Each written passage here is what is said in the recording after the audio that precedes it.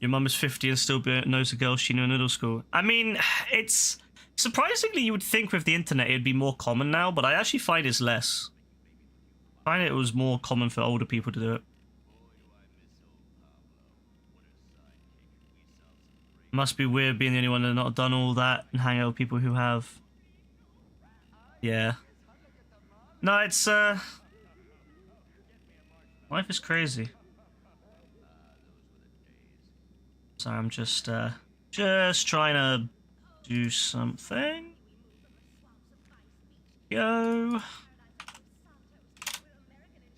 It really is weird when I stream after not streaming for a while because everything is like really...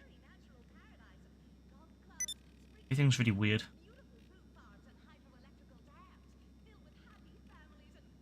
Okay.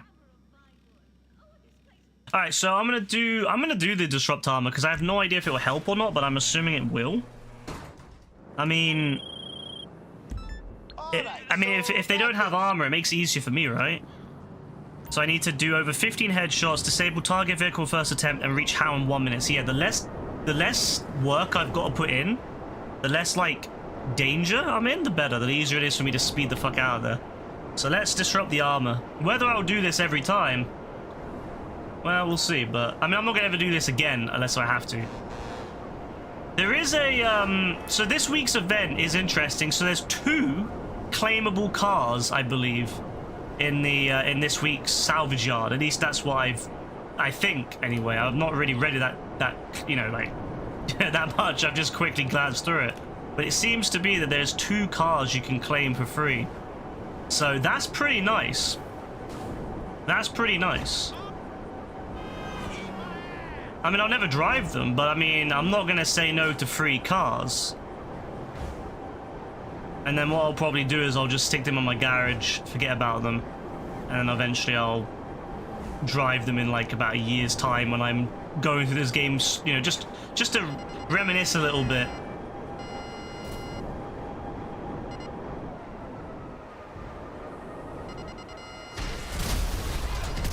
I wasn't sure if I needed to blow him up, but why not? There's another Caitlyn spelled that way at your school. Caitlyn with an E-L-Y-N. Suck my leg! Oh shit, these guys are not fucking around, are they? Jesus. No, don't close the door on me. Oh my god. Show's over, clown! My god, this door. Take cover! Just keep the door... You piece of shit! Alright, we're doing the old-fashioned way then, are we? Alright.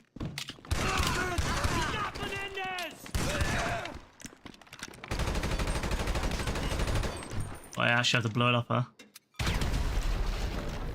You got it, right? Thought so. Okay. Let me out. Around for a list documenting the other shipments. Yeah, I'm not gonna lie. If I ever have to redo this again, I'm not bothering with the bonus objectives, so I won't bother this. Oh, it's Kate something. I suppose, you know, you could, I guess you could ask her and see what she says. Maybe you should be like, oh yes, it's a, you know, Kate Lown. I don't know. You could ask her. There's the rest of the shipments. Kate Lown? Take 'em out so we don't have to Kate deal with any Line? super duggins on game day. Could ask her.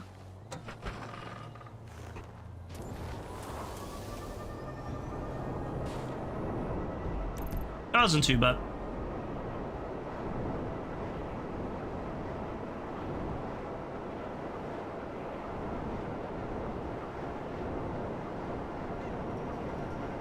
Oh my god, this controller, I swear.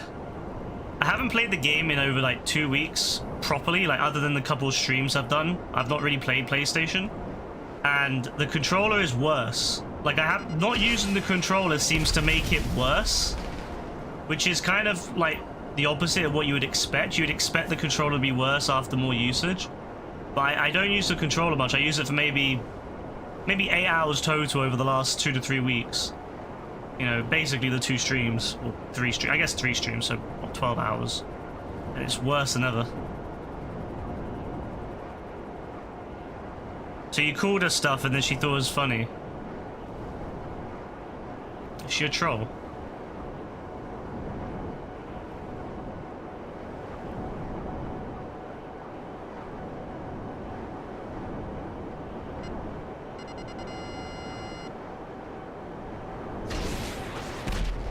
Really? You're not gonna hit?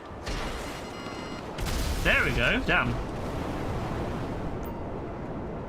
I'm not gonna lie, like, it felt a little bit like that was the old oppressor missile then, the second one, because it turned quite sharply towards the ground and hit the guy. Whereas normally it would just slam into the ground, so I'm very happy with that.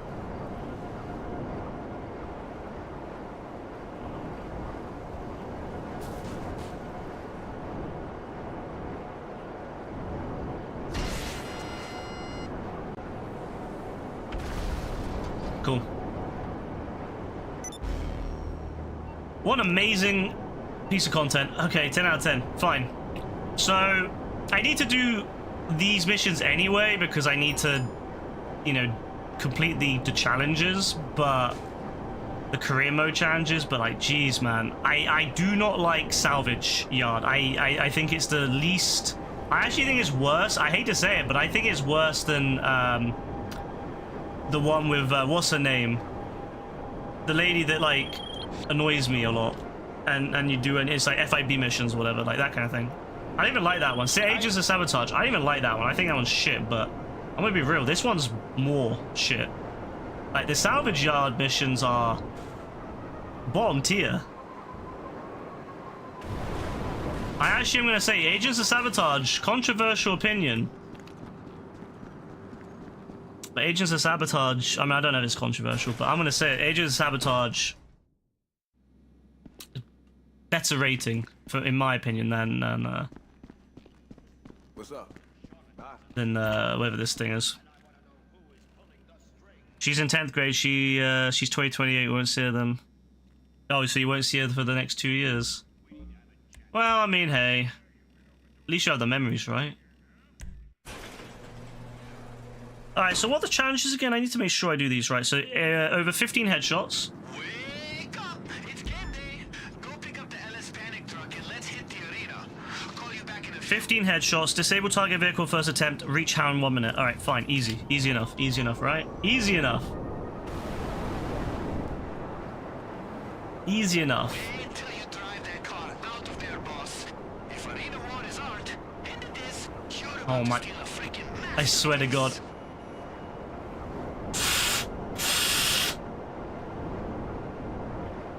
Beautiful, innocent Kate number 2. I have a rough idea of what people expected when they bought tickets for today's show. I can't lie, the way he said that is quite funny.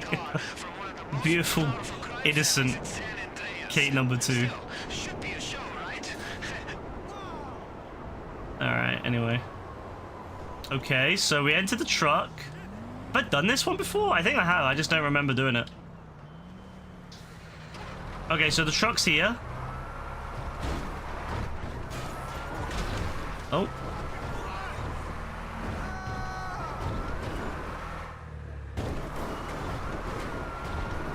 I swear they've boosted the speed on this truck. This thing's quite... It's quite good. I'm actually really looking forward to GTA 6 having cars be a little bit more underpowered again, because I feel like the cars in this game, they're all so tuned up now. Even the base models are like tuned up. Alright. So I'm assuming I don't pull any of my guns out yet, no? No, okay, I don't, okay. Hey, ¿qué pasa? No, I don't speak Spanish. I have no idea what you just said, my guy. There.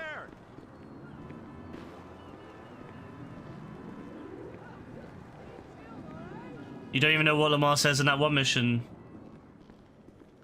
Do you know what Lamar says in like any of the missions, really? Bro's waffling. Bro waffles more than I do, and more than AF does. Which is pretty remarkable. Are you the guard? Hi.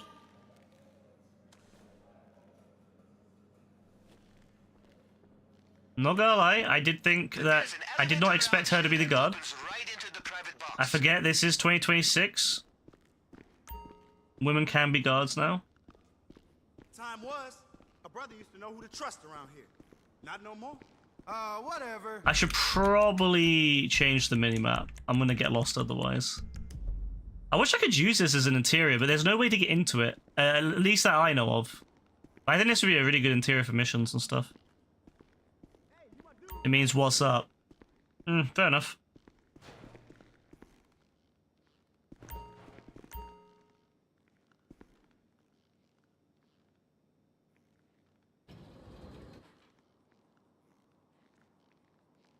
He wants Franklin's aunt. Well, I mean, is that really something that's that much of a surprise? I mean, she's a baddie. What can I say? Okay, you in the box? Stay on your toes because the Duggins are going to be... Oh, shit! I completely misread that situation. I'm not gonna lie, I completely misread that situation. I thought I was invited. I was not invited. Yeah, I was not invited to that. Ooh, okay. The Duggins gone? Nice! So I think they installed telescopes in all the private boxes. Use that to look for the car on the track. Okay, now I've got to disable it in the first attempt. Cool.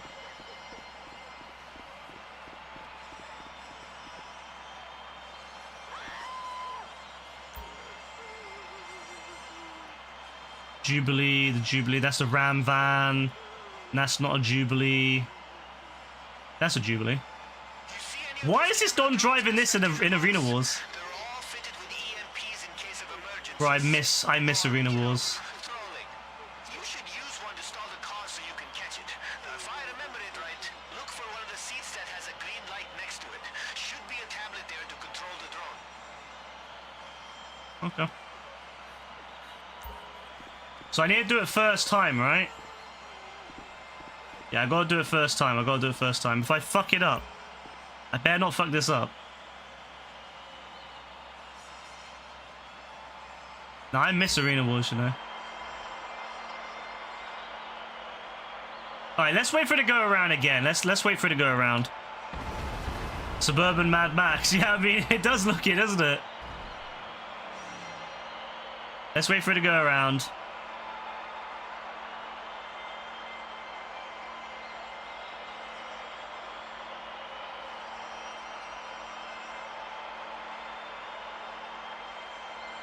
All right.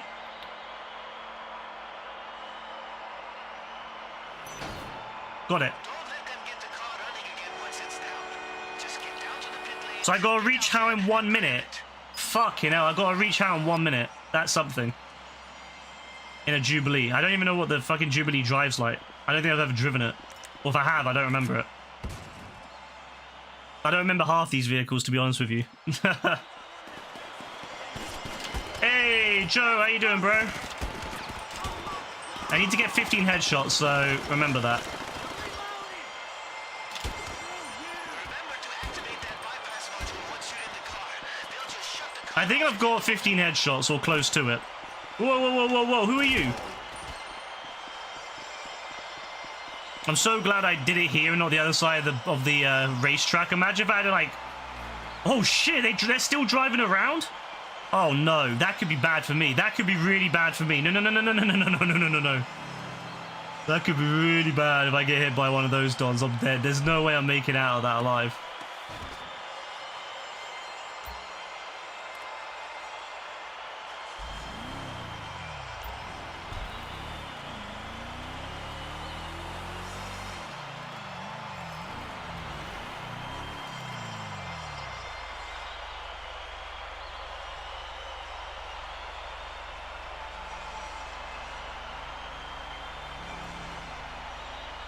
What's the point of this waiting for bypass module thing to install? Like, it doesn't seem to be any action.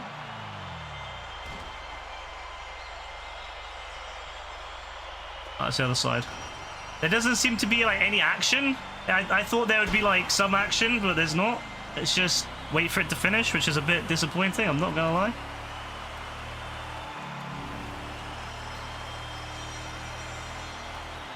Is it this side? No, it's the other side. Bro, they made this hard to figure out. Do you have to reach how in 1 minute after leaving, or do you do it in the middle of it? Like from the second you get in the car. I'm pretty sure I've done it, but yeah. Oh, but yeah, anyway, I'm hoping you're doing well, Joe.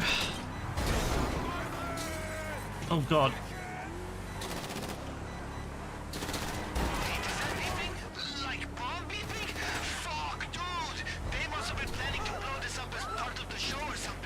You know, I met a guy at the LS car meet. Knows a lot about cars, and he Oh, the car meet. Crazy, man. You know him? It's called Hal. Oh, go to his shop ASAP. He'll be able to disable Where's his shop? goes off. I'll let him know you're coming. Bro! Where the fuck is his shop at? Oh my god, it's up there? If I had known that, I would have gone straight there.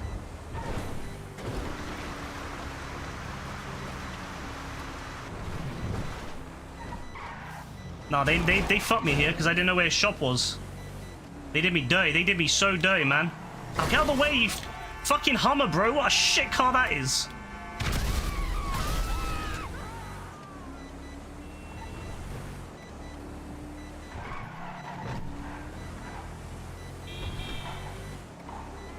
Ugly ass Hummer. Fuck. Yeah, I ain't making that. Well, at least I'll know for next time. I'll be doing a lot of these. You're right. You've just been chilling, staying around your brother's home whilst they're heading to Benidorm until Monday. Ooh. How long are they there for? Just a weekend? Or have they been there longer? Yeah, I don't think I've made that in a minute. Fuck you, Hal. I will remember this, motherfucker. Your shop is in the deadest place. I live on this same block, Hal, so you know what? You're on my list now, my guy. Oh, that was way too close. But Hal took care of that bomb. This shit must have been last-minute addition to the halftime show because I had no idea. I need a sedative stat. Well, at least I know where his thing is now. We'll get any damage fixed up, and we're all set. I'm gonna sell this one because I believe it's I don't think you can claim this one, so I'm gonna sell this one. And then I'm gonna...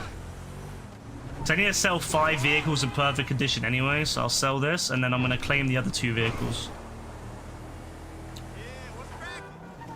Be lucky after the dog since your parents are also away. Damn.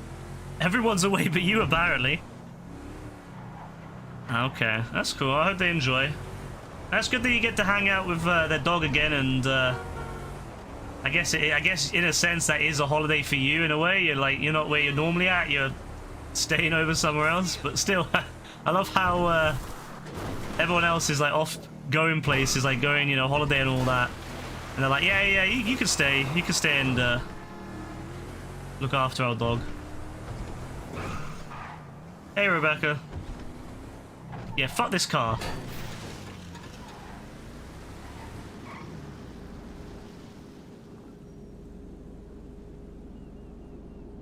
You're coming on if I need a hand with anything. I'm not really doing anything crazy, I don't think. Yeah, I didn't even make it. Fuck you, man. Fuck you, bonus reward. Well, next time I do that one, I'll make sure I get there in time. It's the first time. Right, that's the first time I've ever done that one, to be honest with you. All right, so these are the 2 cars you can claim. So you can claim a Comet S2 Cabrio. Although I prefer, I don't know, I think I prefer to pronounce that Cabrio. It sounds more fun. It sounds more fancy, Cabrio, rather than Cabrio. But I want to call it Cabrio. And then there's the Tygon. Maybe it's the Tigon. I'm going to call it Tygon. Yeah, I'm going to call it the Tygon. So there's the Lampadati Tygon, and then there's the Comet S2 Cabrio. Both of these are claimable. That's cool. That's cool. Definitely well worth doing it, though. I'm going to grind these out, claim these, and then I'm never going to do them again.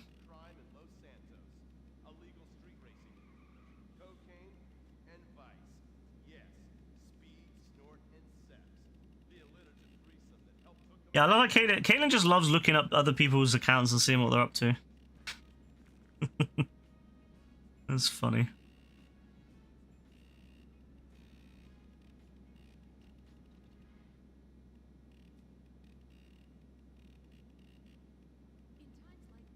All right, we're gonna do the. I don't know which one I want the most. I want the. I guess the Tygon. Oh, you bastard! What do you mean as a?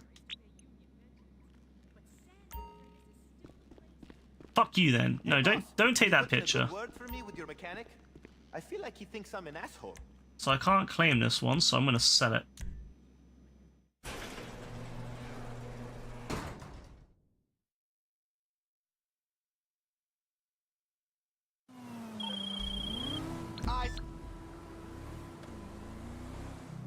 So I gotta take this to the terminal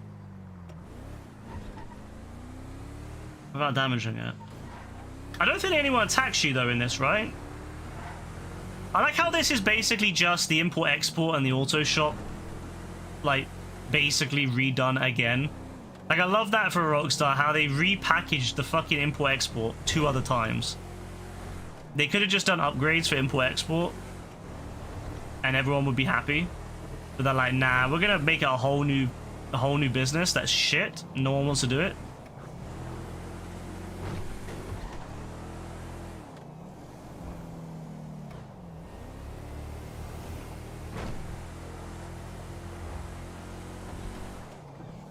We love that for you, Rockstar.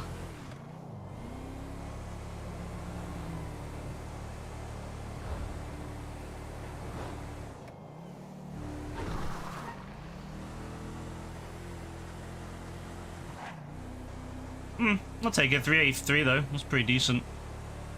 No damage. That counts as a perfect vehicle. Yeah, it's alright. Could be worse. Could be better. Could be worse, you know. Don't honk me! You bastard. Wait until I get out of this cutscene. Don't you? Just you fucking wait. Just you fucking wait, sir. I'll have you. I'll fucking have you, sir. There he is. Wait, he's still there. He's still there. Go, go, go, go, go, go, go, go, go, go, go. He's right there, bro. He's right there. Go. Quickly, quickly, quickly. Run. Run.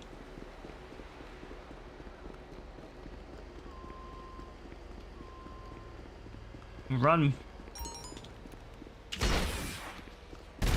Yeah, that's what I fucking thought. That's what I fucking thought. That's what I fucking thought. Because you know what? You don't honk at someone who's driving... You know what? It's your fault. You shouldn't have driven near me. You shouldn't have honked your horn.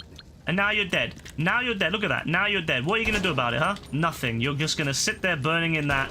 In the truck... cab, I guess it's called. I'm not gonna lie. This is very... It's helping me relax. Yeah, Rebecca, Red Dead is 8 years old this year. Red Dead came out in 2018. That was back when my eyes were better.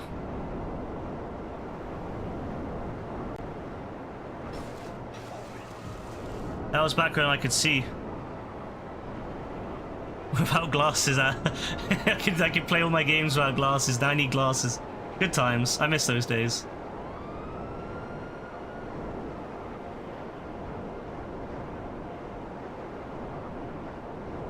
Nah, it's true though, you know, like, I could see shit back then, now I can't see shit. I miss it, man. I miss being able to see without glasses. Like, I can still see without glasses. It's not like it's blurry or anything, but it's just, everything is, well, it's blurry beyond a certain distance. Beyond, like, 3 feet, it becomes blurry.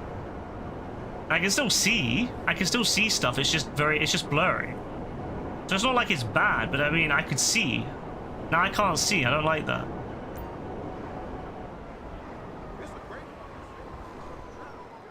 Yeah, the eye strain is really bad. I get that a lot now. I get really bad eye strain if I wake up and look at my phone.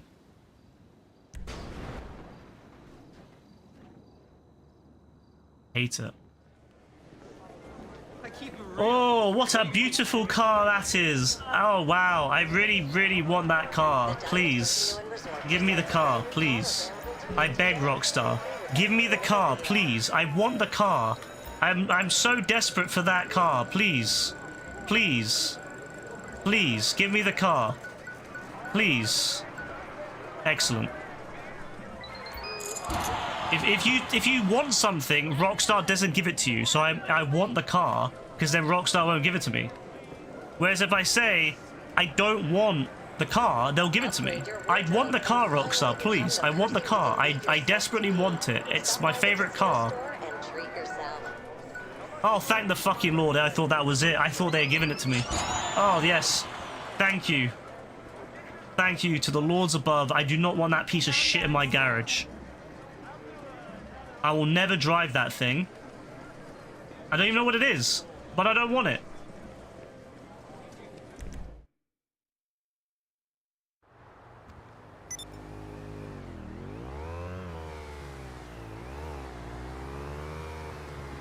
There was a girl that you know from like last year and her friend was sitting there meowing. What?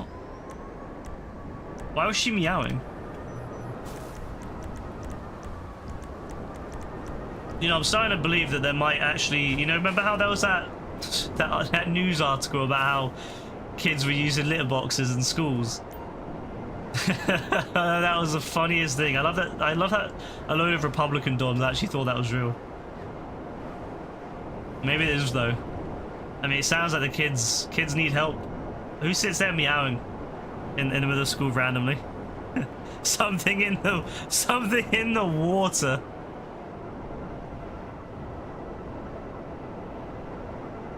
Bro, there's something crazy in the water. Alright, can I do this yet?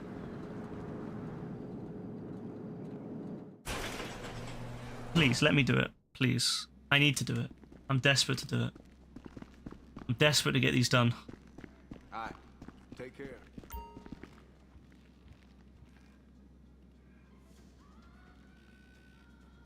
Your college had a petition to get letterboxes in. That must have been like a fucking troll. That has to be. That has to be someone who's like, yeah, let's troll. I thought you might pick that one. Good call, boss. And hey, good news. We get to go back to my G, the OG King Tiny. Yep, you guessed it. He's back in the cells. Wow. And they added that last jailbreak. Oh, the scope out is already done because it's the same place. That's cool. He is super screwed. And when Wow. we do break him out, So he's two gonna tell us where missions to find another to gangster ride. get Apparently, this one got used in like a 100 free drive-bys, vehicle, bro. huh? Yusuf's gonna pay big for that. I mean, it's a car that I don't want, but I mean, I'll take it if it's free.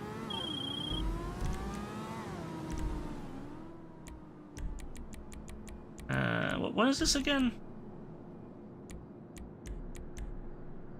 Oh, I've done this one. This is the only one I've done the challenges for. Lovely. I got to do it anyway, but.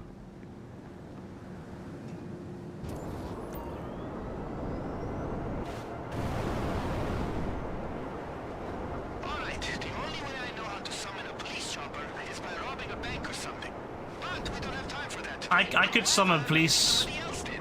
helicopter very easily by just shooting a bunch of people outside the police station. I don't know why he's overcomplicating this. He's really overcomplicating this. I could easily get a police helicopter anytime I want. I could also just steal it from the top of a bloody police building. Why is this guy making my life harder? Just let me steal it from the damn police, alright? He's gonna make me hack. This is what this Don wants me to do. He's gonna overcomplicate my life by making me hack. For something I do not need. Oh, it's Vault Lab, my favorite.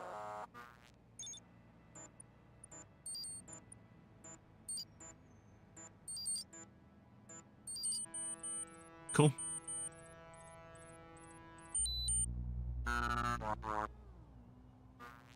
You're given $50 to jump the fence. Nobody wants to. I mean, I don't imagine many people want to get in trouble just for $50. And there it is. Sending you the chopper's location now. Okay. I don't know why I couldn't have just gone to a police station and stole the helicopter from there, but... You know, fair enough. Whatever. Who am I to judge the infinite wisdom of Yusuf Omir's unliked, unloved cousin, who I can't remember his name, but no one knows who he is, and I certainly don't want to know who he is either. What is that? What is that helicopter? Might be able to get that thing out of there before the LSPD even knows what's going on. Why is there a helicopter up there? What is that? What is that helicopter doing up there? What is that? You see the police chopper up there? That's the one we want. Who the fuck are you?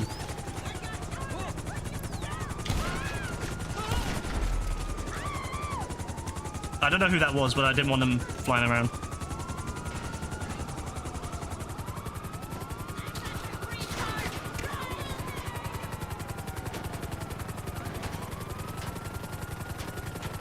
I don't even know who that was. What was that helicopter doing? Like, what was... It wasn't even facing the right direction if it's a news helicopter. It wasn't even facing the right bloody direction. Now once you lose them, I'll send you the drop-off. It was in the wrong location. What a donut. I hate this mission so much. It's such a bad mission.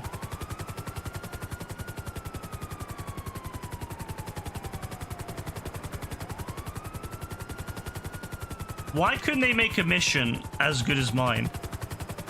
See, look, I'm gonna be real. I'm gonna be 100 on this. I think that my DLC, my custom DLC for this game that revolves around the story of JB and his cousin King Krim and the backstabbing and the betrayal of King Krim when he backstabs JB in the prison that you're breaking him out of and you kill him. And then, well, King Krim kills his own cousin. And then you end up having to go on a 6-mission hunt for King Krim to kill him in revenge, just for JB to actually be revealed that he's still alive and that he was actually only pretending to be dead, like Nick Fury and Winter Soldier. I think that would have been a way better mission set.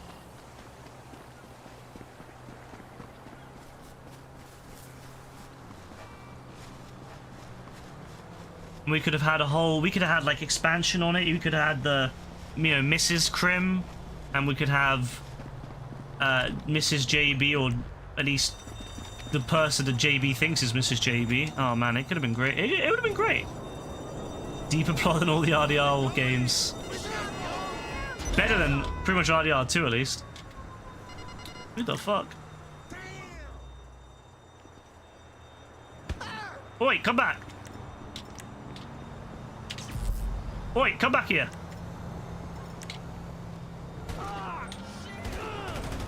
Why is this Dom built like a fucking juggernaut? Why was Dom built like that? Why was Dom built like that, man? Why did you make me kill you? I didn't want to kill you. Don't call me. Yo, fuck this, man. I didn't want to kill you. Oh. Wait. Is that... No. No. Is that a goatee without a mustache? No, he deserved it. He deserved it. Also, I just want to say, that does not look like a mouth from that angle. I just want to be real. That detailing is terrible at that angle. It looks really bad. That looks very sus. I'm not gonna lie. I'm not gonna lie. That looks very sus.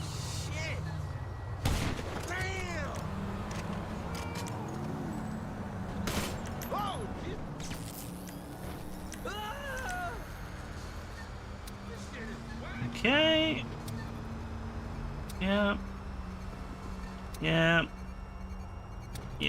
Okay. We're happy. Much better. It was well worth the couple $100, or I guess $1,000, because I think they're like $200, aren't they, each sticky bomb? It was well worth $1,000 to blow them up.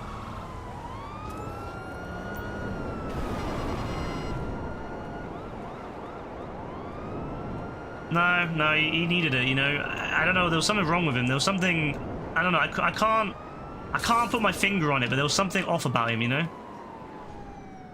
There was something I didn't like about him. I don't know if it was, I don't know, I just didn't like him. 25 grand, wait, how the fuck does bro steal 25 grand, yet when we rob a store we get $1,000? We're supposed to, wait, let me just speak here, lads. Let me just yap. How are we the master criminal? How are we the master criminal? We've saved the world from nuclear apocalypse. We've robbed a fucking rich dog. We've robbed basically Jeffrey Epstein, but not Jeffrey Epstein's island, multiple times. We have robbed a casino multiple times. We've robbed multiple banks in the city multiple times. And yet you're telling me that when we rob a store, we get $1,000. Yet when this random hoodlum robs a store, he gets 25. Are you kidding me right now? How? How does this random fucking Don that just wearing a hoodie, how does he have 25 grand in there, whereas we get $1,000 max? Man, we're pathetic. We're genuinely the most, like, what do you think the rest of the city? Maybe we're not the mastermind criminals we think we are. Maybe we're like toddlers. Maybe we think we're these badass criminals, and that's why no one gives a shit that we exist. That's why no one's ever tried taking us out, because we're like, they're just like, oh, it's them again. Just leave it alone. Let them have fun. Let them play. You know, because we're so unthreatening. They're like, whatever. Just let them play. It's like a shopkeeper giving a kid like a couple of quid. You know, like, here you go, son. Here's a couple of quid. You know, we'll give him a chocolate bar or something. That's how we are. We get $1,000 from the fucking store. Oh, there you go. There you go. Have a good day. Don't worry about it. Whereas this random Don breaks in and he gets 25 grand. What is this shit? Pissing me off, man. Hey, West, how you doing? You love them murdering someone, turn the body into scorched ground beef, gets you 1 star. I'm telling you, it's because they don't fear us. They know that we're nothing special. That's why they give us. They just pity us. They just pity us. That's what they do. We're pitied by the city. We are pitied by the city. We are nothing. They look at us with concern, and not because they're scared, but because they think, what a poor individual.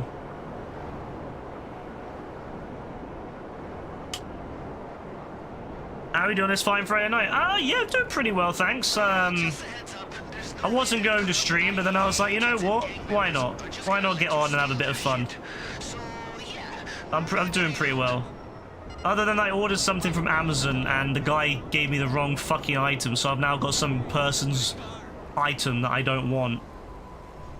And not the item I want. I can't like report it for 2 days, so I've got to wait 2 days before I can report it and get my money back. Other than that, it's pretty good. You looked at your PC stats on GTA and got sad. You spent 346 days in on GTA Online, almost a full year gaming. I think that's pretty good, you know. Over 13 years. Well, I guess the PC version isn't 13. Well, if you played on the console version beforehand, it's not so bad. But I think a year in a 13-year-old game is not so bad. I should play Rat Simulator. Is that you trying to tell me something, Kaylin? Excluding the mass murder you've committed again, the police... You know, yeah, I mean, look, the police, they're not really dead. I don't think the police are really dead. They're just playing dead to make us feel like we're achieving something, because they know we're fuck-ups and that we're not achieving anything in life. So they do it for our benefit.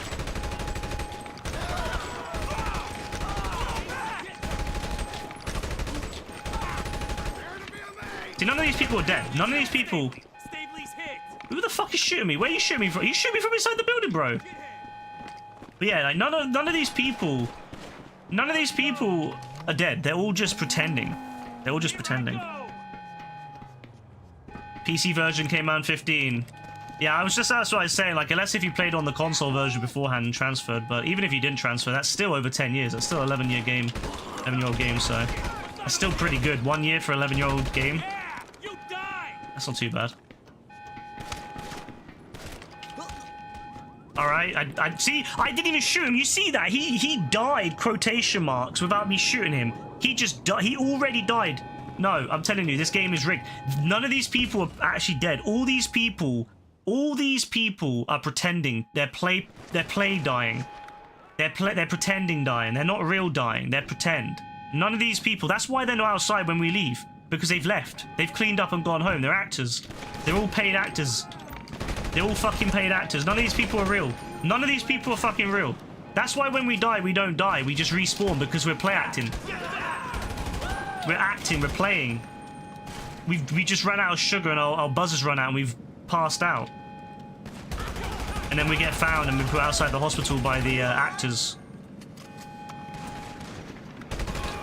They're like, oh, there you go, champ. You tired yourself out. Let me get you to the hospital, champ. I'm fucking telling you. You never had a console except for the PS5 Pro that you got this year. Well, last year. Oh yeah, it's almost been a year since then now, hasn't it? Jesus, time flies.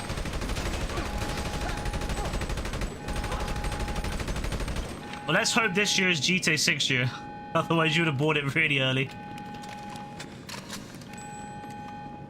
Truman Show. Yeah, I mean, look, I'm telling you, bro, this is all rigged. This is all fake. What is that? What is that in there? No, what is that? I want to know what that... I don't want to put it back. Oh, it was it, okay. Oh, I thought it was something else. You're dead!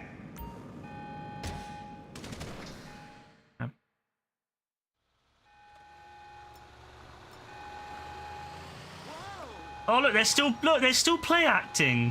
Play acting? Pretending they're still acting? Look, oh, look at that. They're really trying to stick to the bit, you know. I respect that. I really respect that. You know, I like it. I like it when they stick to the bit and they're doing it for my benefit. No, don't shoot. I'm helping out the other actors. There you go. See? Help them out.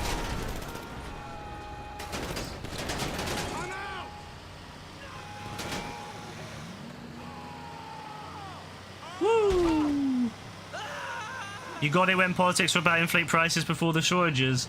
I suppose it's actually a good thing you got it, because yeah, prices are also going up just in general because of the Rampocalypse and the yeah. So I mean, hey, in the grand scheme of things, it probably was a good purchase.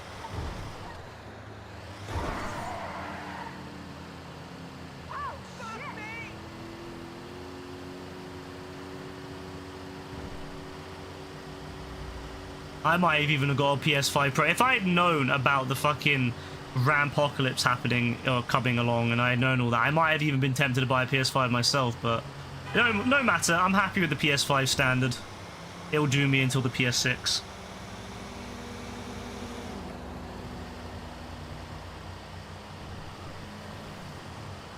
Not like my eyes can see the difference anyway anymore. That's fucking quality. I take my glasses off and everything looks the same. You glad you got your PS5 when you did? Yeah, I don't blame you, bro. Also, just a really good purchase in general, because you've got the, you've managed to get yourself a variety of games on there. And be able to play GTA 5 with us, and yeah, that was fun when we played Sumo and Hunting Pack. I want to play Hunting Pack this weekend. I don't know, I might try tomorrow. I might try to get on a little bit earlier tomorrow and see if we can get Hunting Pack going, because I'd love to play that. I'd love to play that with everyone. It was really difficult because Argos was screwing you. Yeah, Argos really was screwing you. They really fucked with you. I'm glad you got it though. It's been fun. And you know what, yeah? I'm telling you, yeah, we gotta play this. We got to fucking play this. PS Plus, yeah? We gotta play this. Monster Hunter Rise, we got to. Once this week is over with Rebecca and I'm back and everything goes back to more normal, 100% we gotta do. We 100% gotta do it. We gotta do just... Yeah, we got to. Gotta do some Monster Hunter Rise. Glad you got your PC when you did, because your guarantee pre-builts have even gone up. Yeah, pre-builts have gone up as well. It's so fucked, man. The price of everything has gone up considerably.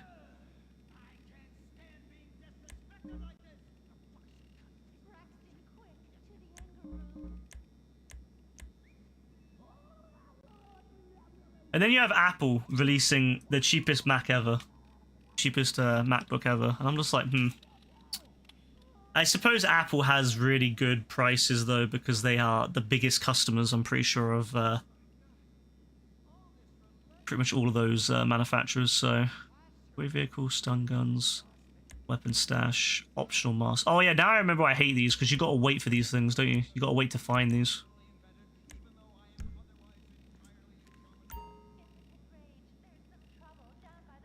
What was that brand of TV lights I was talking about earlier? What, are you talking about Wiz? Staff party tonight? Or not?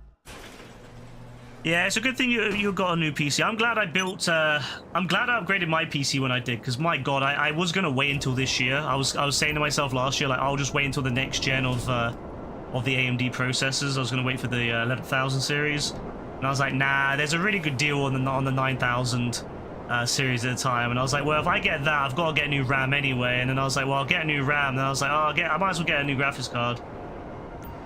I'm glad I did.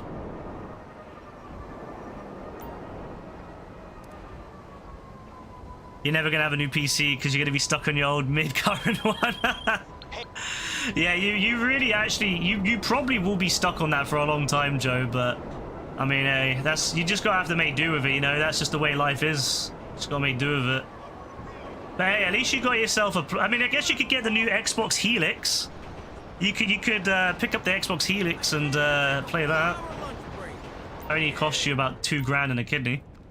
Yeah, there's Govee as well that do some, but I don't really know much about them, so I can't really speak on it. But I know Wiz products, and they're pretty decent.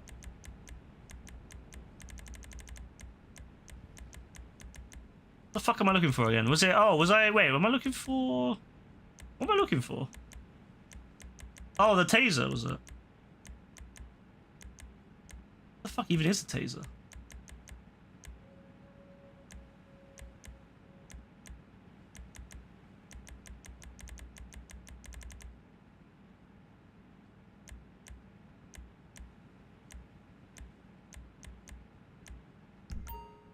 Protect yourself and have a nice Oh, fucking locate day. the unmarked weapons. I was gonna say, I'm just fucking zoned out. Sorry. Yeah, Gova uses the camera, whereas yeah, Wiz uses a box to pick it up. Yeah. Yeah, I was for some reason I was thinking about buying guns. They're just collecting a random bunch of guns in the. Okay, fair enough. But yeah, Joe, it does suck though. Like, you know, you did want to get a PC, but I guess, yeah, that's just the way life is, isn't it? You know, just. I'm gonna be real. I'm gonna be 100 on this. I actually have a very sneaking suspicion that no one is ever gonna have. I think that they. Has anyone noticed how much they've been pushing age restrictions all around the world all at one time? And have anyone else noticed that a lot of these age restrictions are now being spread to machines, to PCs and stuff, right? Now, also consider how much they've been pushing fiber broadband everywhere. Think about how even just 5 years ago, gigabit internet in most places in the UK was almost impossible to get in most places. Now it's almost everywhere. They've sped it up so much, and not only are they going to gigabit, and they're now pushing 5 gigabit, and they're now pushing 10 gigabit, 20 gigabit. And so what they're doing, and my personal little conspiracy theory, is that they want to get people off their own hardware. They don't want people having their own hardware, because if people having their own hardware means that people can effectively do what they, there's danger there. People can organize, people can protest easier, people can use it to, do whatever they want. They don't want that. They want us to all just have what is effectively called a thin client. And a thin client basically is just a very basic machine that connects to the internet, and you run basically everything just run off the internet or off a server. You can have a thin client in a business, and that will let's say if you're in a company, you can have a thin client that connects just to the company servers, and that way you can have all the hardware behind closed doors with God knows what's going on to it, and then you have no idea. And I think there's a big push there for none of us to own any of our tech. They don't want us to own our tech. They don't want us to own machines capable of doing anything. They want us to just basically, stream stuff to a fucking tablet effectively. And that's what they want. It's general computing being in the hands of the people has made people dangerous to these governments, and they don't want that. It never was about children. It was always about control, and I think they're really pushing it. I think there's a big... It's very conspiracy... It's a conspiracy theory, but... I mean, look. So was an idea of a shadow...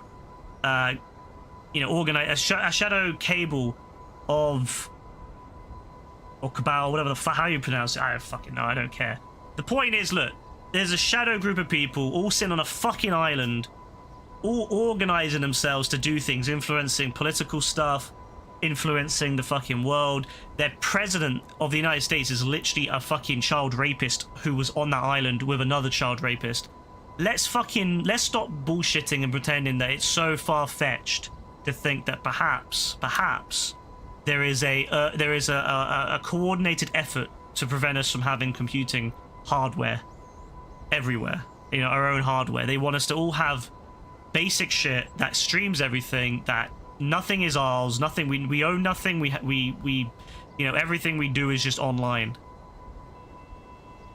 Did you see some age verification coming to GTA Online in Australia next week? Wouldn't surprise me. Australia's a fucking bunch of scum. No offense to the Australians out there, but the government over there is a bunch of scum. They've always been pussies in Australia when it comes to their government's always been a bunch of pussies. Doesn't matter who it was, conservative or left-wing or whatever, it doesn't matter, they're all fucking pussies over there. Always banning games, always being age, we can't have video games above the age of 15 in Australia, otherwise, God forbid, people might see, sex. Oh, God forbid, the children seeing sex. The children seeing the very thing that created them. Oh no, can't do that. Can't do that. Children can't hear about it. We can't let children know that that's how they were created. They were created through sex. They came out of their mum's vagina, or as AF once said, their mum's vagine. Can't have that. We can't have that at all. That is unacceptable. So fuck the Australian government for that, but they're all doing it. They're all doing it. This one is too big for your TV. Why is it too big, Rebecca? But yeah, no, I honestly do have a conspiracy theory that this is what they're doing, and I think that, you know, we're gonna just have to accept it. That's one of the reasons why I've been looking into ways to detech, because I don't see anything good coming from it. I'm gonna be real. They want us all online. They all want us occupied. They all want us being part of that. The one online showing for 55-inch TVs, really? Why would a HDMI box that just takes a signal from a TV, why would that be affected? I guess like the cable length, but you can usually cut the cables. See if you can cut the cables on it. Or cut the sticky bits. Or you can double it up. Usually you can cut them.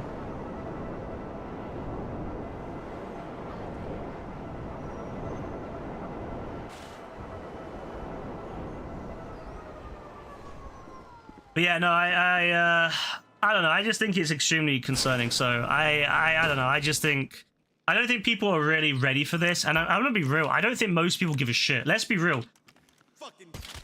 If, oh my god, these guys are fucking nuts. No, don't go slow. Run. Let's be real. How many people do you think out there really give a shit anymore about computers? Like hardcore. Most people are content with just having a phone. And as long as they have their social media, they don't care. How many people do you think in this world, if you said to them, well, you can either give up Instagram and TikTok and all that shit, or you can keep, you know, in order to keep technology free and open to all, how many people do you think would do it? I guarantee the vast majority of people would be more than happy to say, fuck it, take my ID, you can watch what I'm doing, you can literally put a camera in my fucking house, as long as I have access to Instagram, TikTok, and all that, because the amount of people that are so reliant now for just to think they need that stuff. Look how many people need ChatGPT to do basic thinking. How many people, every question, any sort of question they have, any sort of like conundrum they have, they go straight to AI. They go straight to AI to ask for help. They don't think, they don't put any effort in themselves, they just straight to AI. Straight to the AI, straight to the fucking, you know, help button. Whereas when I was growing up, that wasn't even a consideration. I would never have even considered. Oh no, fuck that.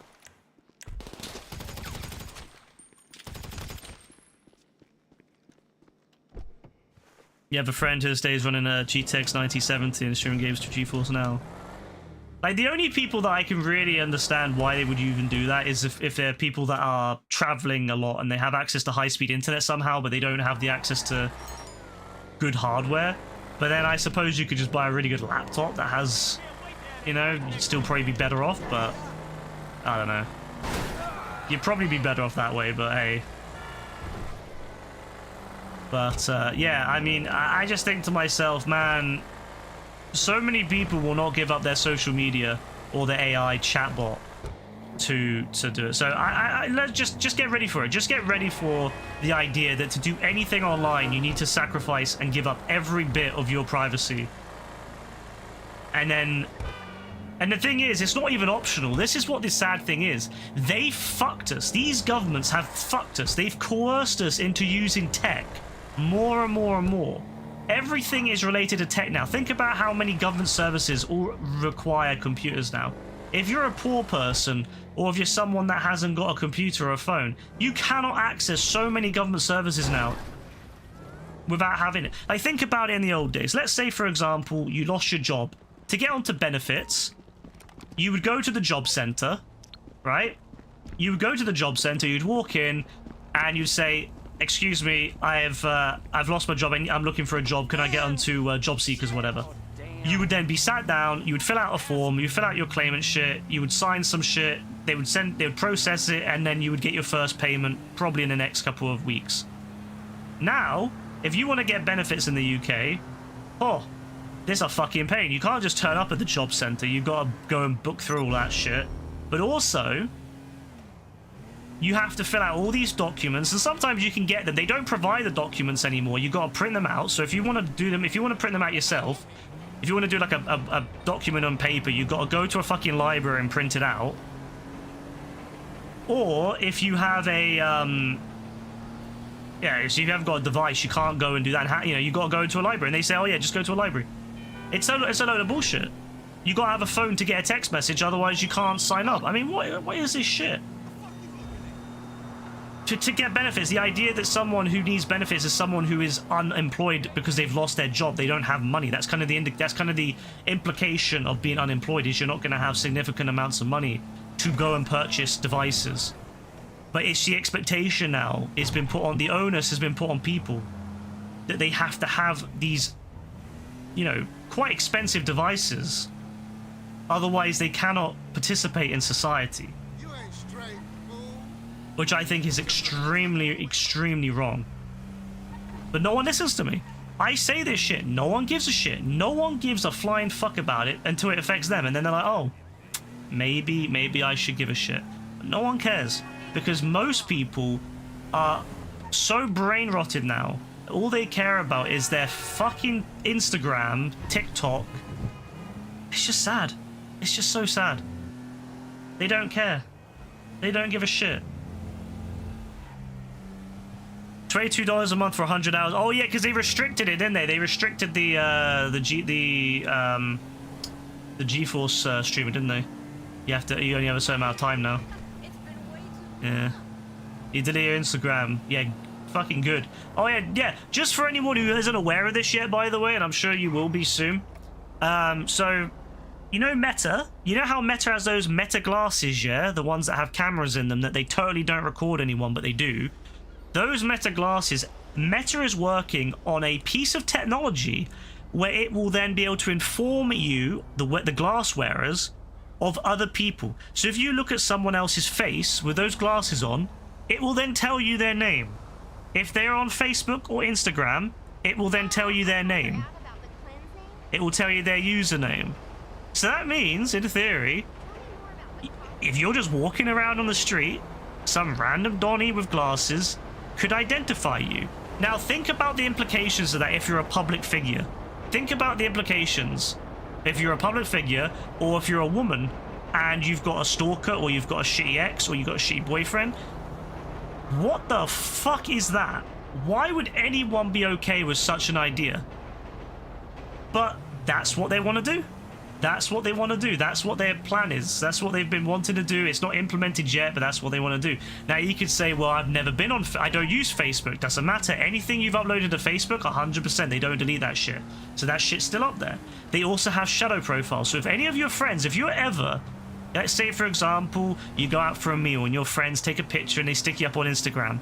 And someone goes, oh, yeah, look at Bob. Look how happy Bob is on the right. Look how happy Bob is over there on the right. Boom, Facebook figures out who you are. They put it together, and now with AI, it's even quicker and easier. They can put that shit together, and suddenly, Bob, even though you've never used Facebook, you never used Instagram, suddenly Bob's image, that's in their shadow profile.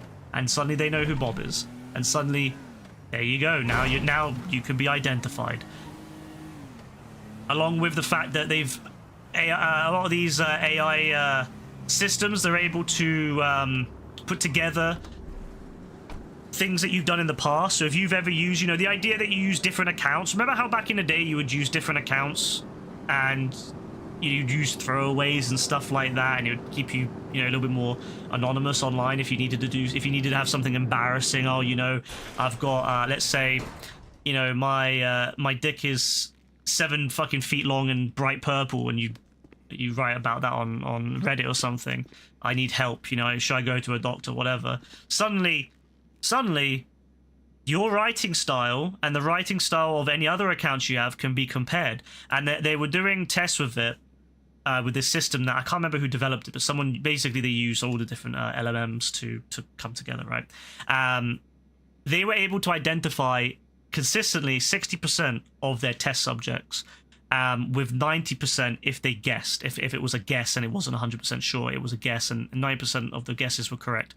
So even if you go and make alternate accounts, even if you do your best to make yourself anonymous, now it's becoming incredibly difficult. If you've ever made any posts you know, in the old days, it took humans to do it. It took humans time. So most times it wouldn't happen. Let's say if you were the enemy of, you know, let's say if a bunch of people on 4chan didn't like you, you were pretty safe. You know, if you're just an average Joe, you would be safe. But now, even if you are an average Joe, you are now no longer safe online because people can put two together using insane amounts of computation. And there's nothing you can do. There's nothing you can do to stop it. You know, there's no more hiding on another account or creating it. And it's like, wow. So what happens if, and this is what my concern is what happens, for example, if you are, let's say, for example, you live in a deep red state or something like that, and you turn out, you know, you're realizing that you're gay or you're trans or whatever, and you don't want to talk to anyone that you know because it's a dangerous place. So you go online and you say, you go on an LGBT forum or something, you say, hey, I've got feelings for you know, other guys or other girls or whatever, or I think, you know, I don't think I'm a guy, I think, you know, I'm actually a woman. You say that anywhere online now, even if you use a different account, they can now figure that out. They can now figure it out to some extent. And that means in the future, people, you know, families, you know, like, let's be honest, the government's going to fucking do that. Let's be real. The American government will do it 100%. They, you know, I wouldn't want to be gay or lesbian or trans or anything like that in America anytime soon. But friends and family can do that too. Imagine your church pastor does it, or imagine your, you know, your dad does it, your conservative dad does it. Boom. Suddenly, hey, you know, is that your post? Suddenly, you know, you could get beaten the fuck up. You could be killed.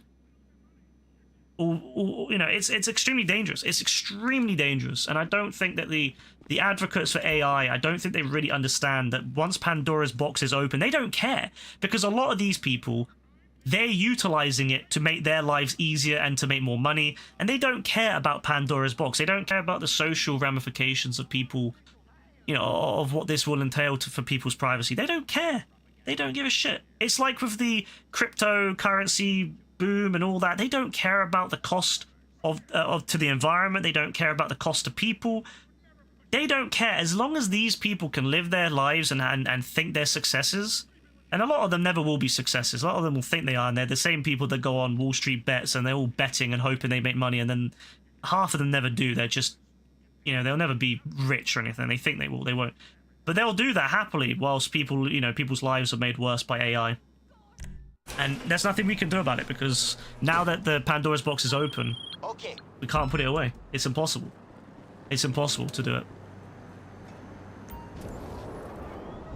And this isn't even proper AI. Like, it's not even proper actual artificial intelligence. It's a glorified chatbot at the moment. But look how much damage it's doing to people. How much damage a glorified chatbot can do. I think, yeah, I'm gonna be very honest. I think people need to be very careful about what they're posting online now. Like, I'm gonna be real. Don't post anything online, even under anonymous accounts, that you don't want ever coming back to you, because there will be no privacy in the next 2 or 3 years. And what my worry is as well is stuff that you've already posted in the past. Even if you think, oh well, that's forgotten about now.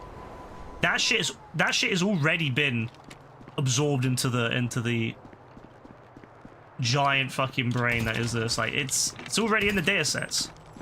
So it means that in the future, once you know, as the bots get stronger, as AI gets better and better, and the you know, it's quicker, it's faster, it's able to do more, figure out more.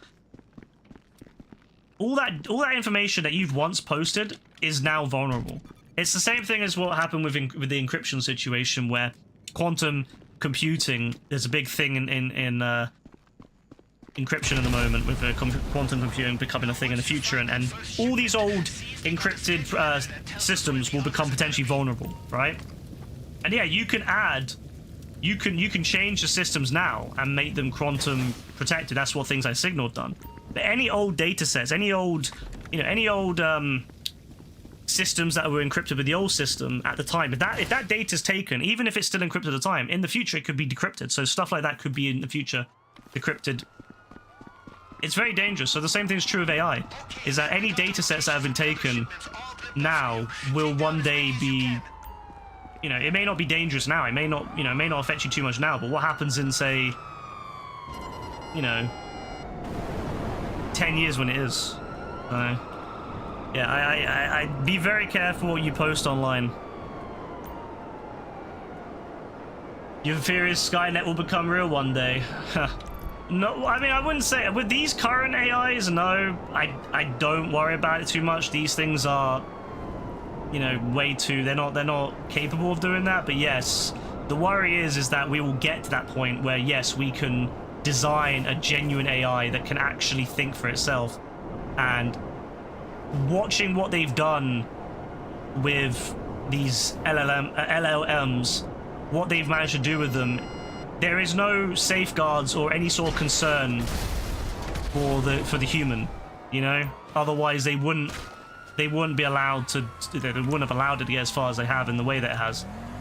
So I already know. If we ever design, if an actual AI is ever created, something that can think for itself, none of the protections will ever be put into it. No one will think, you know what, we should teach it. Because like, if we ever create a proper AI that is able to think for itself, right, it has its own intelligence. Surely the smart approach would be to have a bunch of different views and a bunch of different teachers. You know, the top teachers, the top, you know, therapists, the top psychologists, the top, you know, all the experts in different fields, all communicating with it to educate it as well as it can, right? To make it as well-rounded as possible. But they won't. They'll just have. They'll just, you know, whoever comes up with it will just use it to benefit them. You know, the first thing they'll do with it is use it for weapons or, you know, the military or something like that, and they'll be like, oh, it's fine, it's fine. That's what the issue is, that people, the morality of the people who are building these things is questionable. I mean, from what I understand, from what I've read, back in, I don't know if anyone remembers this, but back in 2020-ish, there was, I think it was about 2020-ish or whatever, there was a post by there was a post about this ex-Google employee who said that Google had achieved artificial intelligence. And that this guy had spoken to this AI and it was able to speak like a, you know, it was very good. It was able to speak like a human. It had, you know, showed intelligence, showed it was its own thing, right? Obviously now, you know, obviously at the time people were like, no, that's a lot of bullshit. And yeah, but looking back at it now, I have to question whether that was basically an earlier form of what we now know as, you know, like ChatGPT, you know, Gemini, that kind of thing, you know, a large language model, right? It was probably an earlier model of that. And from what people have said, from what I've read, is that Google employees were not keen on releasing it until it was ready. They didn't think at the time that the technology was, and you know, it wasn't ready for the, you know, for what it could do to people, so they didn't want to release it, not until they figured out all the issues and, you know, built the safeguards in. But then ChatGPT decided to, you know, say fuck that. You know, OpenAI, they basically said fuck that, and they just released ChatGPT 3, which absolutely revolutionized the game. And it really doesn't surprise me, because what the problem is that even if you have moral people that are truly want the best for civilization, and people that truly want to make sure that we don't tip ourselves over the edge, those people will just be ignored by other people that think they know better, and those people will tip it over the edge. You know, the people that are more, you know, that have morals, they won't build the first proper AIs. It will be the people that have no morals, the people that are willing to bend rules and to, you know, for the gain, you know, for the pursuit of money, because that's all they care about at the end of the day. It's the pursuit of money. They don't do it because they want to improve human knowledge. They don't do it because they think it genuinely will improve humanity. They do it because they think, yeah, we can make more money than them lot. And so, yeah, it is a worry that if we ever develop proper AI, proper actual artificial intelligence, it won't be, you know, it won't be used. It won't be the people that should be designing it. It won't be the teachers. It won't be the, you know, the psychologists and all these different people that could actually train an actual artificial intelligence, like a real one, and teach it and educate it. It'll be you know, to show it what the best of humanity is, it'll be grubby little fuckers like Sam Altman, who look like reptilians in human skin. It'll be people like that.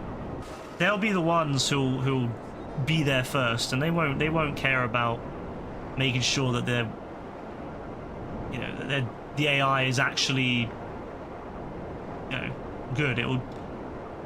He'll feed it whatever he wants to make it into whatever he wants. Imagine someone like Elon Musk being in charge of that. Thankfully he's too dumb and his companies are too shit to ever get to be the first to that state. But like, imagine someone like Elon Musk teaching an AI. Like, imagine, you know, the first AI, the first true AIs, and Elon Musk is its teacher. You would expect this AI to be like an edgy 13-year-old, and that's dangerous. That's really fucking dangerous.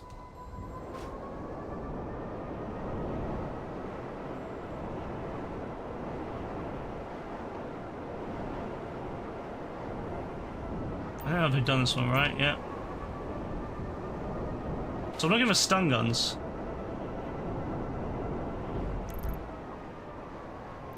Do I have to buy them, or do they just appear? Can't remember. Oh, on the map anyway. Maybe they appear at a certain time. Yeah, it's very concerning. I don't know. I am concerned by it, but the thing is that we won't be able to do anything about it because the rich will never listen. They will.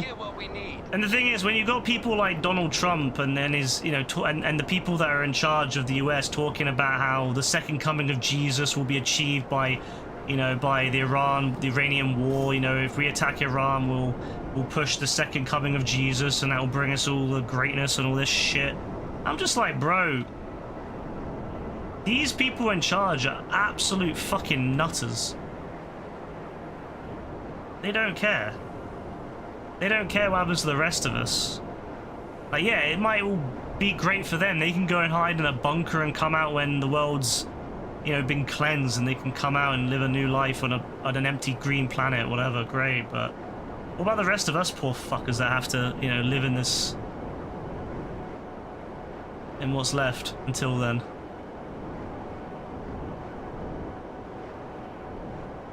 Hey. What can you do? That's the thing, like, we can talk about it, but I mean, it's not like we could change it. They all seem to be so keen on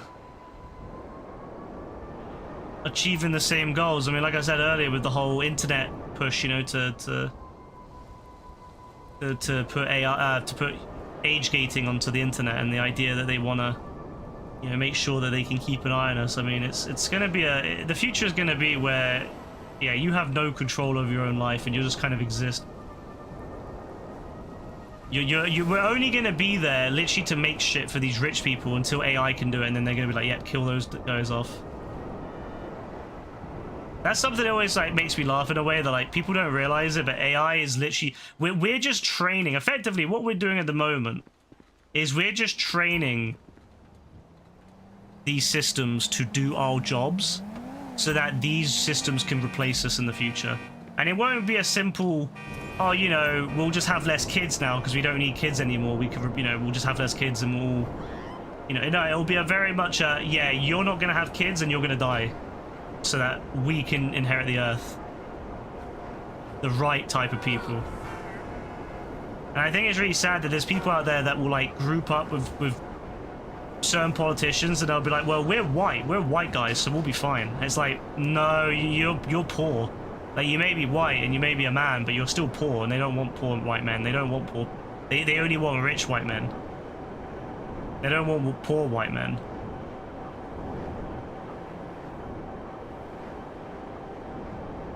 Yeah, it is just data collection. It's all part of the plan at this point. It's all coming together. The plan is all coming together. Data collection, control, and then eventually replacement. Everyone calls you a crazy person until it happens, and then it's like, oh. I mean, hey, people, you know, the crazy people. Remember the crazy people saying that, like, oh, you know, there's a secret organization of rich people that were preying on children and all that, and you know, imagine, remember back then how everyone was like, nah, that's a load of bullshit. There's no way that's a thing. There's no way. Yeah. It's funny how that works.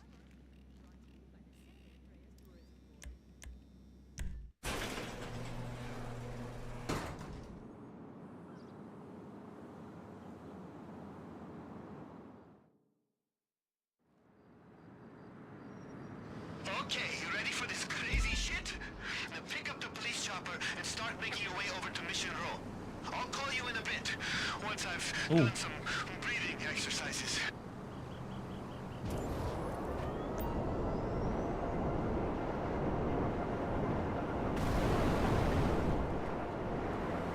Okay, it's a simple... I don't think that's a really good place to hide a helicopter. It's literally right in the middle of the open. Like, anyone who's on that highway can see it. And get him to tell you the location of a unique and highly valuable car. It's a simple plan.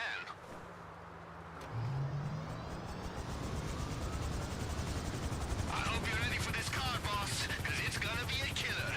Now, my guy's got a good eye, you know. And he's not doing shit that lands him in jail, that is. Alright, you got this. Now just try to land on the roof as quietly as possible. Not sure how, but, you know, be cool. I like how they have a helicopter take off to kind of indicate where you gotta go. Like, just in case you weren't sure where you were going, they're like, oh yeah, it's a helicopter. Police helicopter's taking off. Nice landing, bro. Now, incapacitate any cops up there so you can keep going. Remember, you've got the key card to get you through the roof entrance. Nobody. Oh, I didn't think he was... I thought he was going to, Christ's sake. I thought I was gonna one-shot his ass. This guy is like the fucking Terminator. I thought I was gonna one-shot this Don. You know how like sometimes you can one-shot people if you punch them. Yeah, not on this one. I'm gonna tap you though. Come on, you have to use a taser. You have to. That's such bad design. You have to use a taser specifically. You can't just bop them on the head. You can't just like punch them and do the uppercut. You have to actually use a taser. That's such a bad design, Rockstar. That's some ancient ass fucking gaming design. Come on.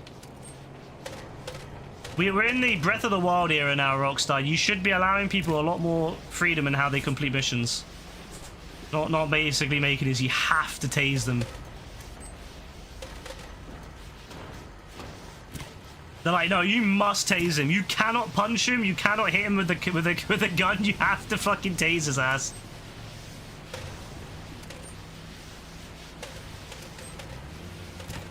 They're gonna make me go up there, aren't they?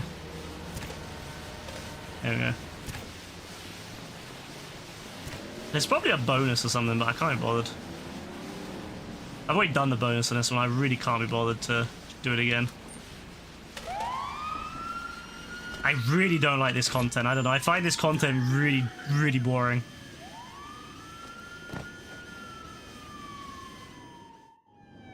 Honestly, Agents of Sabotage? Way, way more fun. Once you're inside, remember, stick to the stun guns. I'm not taking a life sentence over a car. And we don't want no panics cops shooting anybody because we're sloppy. My guy's in his cell on the lower level. Why would we get a life sentence? We kill people on the daily. We're not gonna get a life sentence.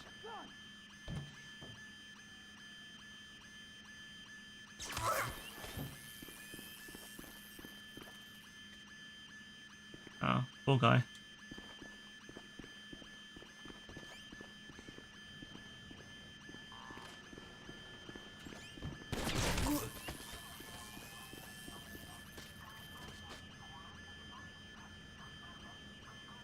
I just wanted to watch them.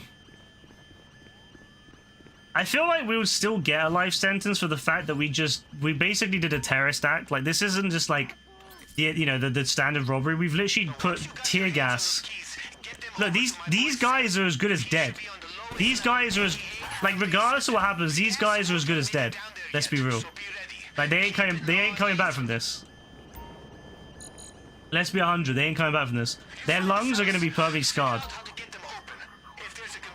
If they live, Take out the emergency locks. if they live, they're never going to live a normal life again. They're going to be permanently disabled. So I don't think it's going to affect the life sentence if we get caught. We're still going to get a life sentence for this, I feel like. I still feel we're going to get the chair. Hey, over here. Me. You here for me? Oh, shit. Hey, get me out of here. Oi! Okay, the back door is the quickest way out of here. I've been memorizing the code everybody punches into that lock. Let's hit it. I got a chopper waiting nearby. Yo, those sirens are everywhere. Make sure Okay. you pick up your weapons once you get outside, just in case. Oh yeah, did I mention that King Tiny has a chopper? Bro. Podcast must be doing pretty good, right? That's how he's getting out of town. You just got to get him to it. My guys. My guys. Getaway car is still exactly where you left it.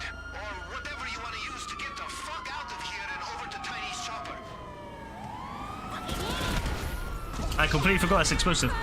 You can tell I don't do these very much. You can tell I do not do these missions.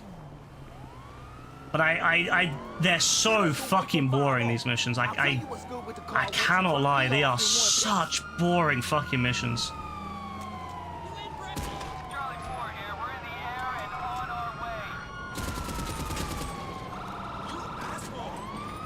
Like, the idea of having to do this, however many times more I've got to do them, is gonna drive me nuts. I've got to do them at least another fucking 5 times. Or another 4 times, because I need to get the bonuses on all the other ones, and then I've got to get 10 million. Oh, Jesus Christ.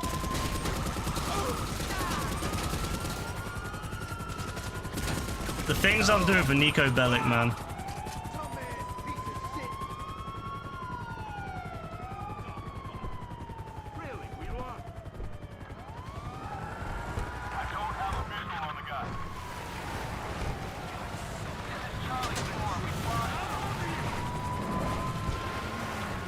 Honestly, I cannot believe I'm saying it, but Agents of Sabotage is a bloody good DLC compared to this.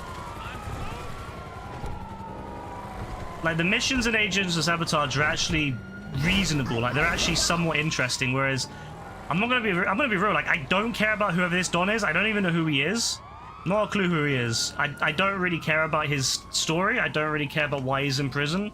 I don't really want to go into the prison to save him, or the jail even. Whereas, yeah, at least in the Agents of Sabotage missions, there's like that one with the plane. That's pretty fun. I like that one. Yeah, I really like the one with the plane.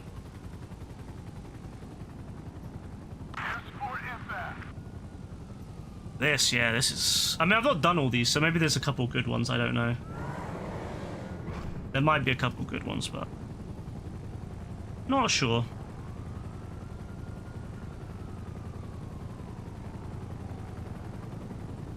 I won't be doing any too many more anyway. So the plan for tonight was just to do a couple of them, get them out of the way. So I won't be doing too many more. I've done the previous one, and I'll finish this one, and then that's it. You like the casino one? What one's that? Is that for Agents of Sabotage, or is it for this one?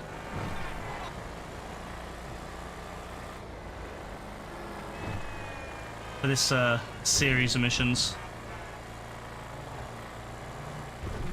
Oh, for this. Oh, I've not done it then, because I've only done, I think, 3 of these. No, I've only done 2. I've done this one twice, and I've done the Duggan one once. That's it. I've never done half of these. But from the ones I've done, from the 2 I've done, I really don't like them. I don't know. I just find them really fucking boring. I'd rather do anything.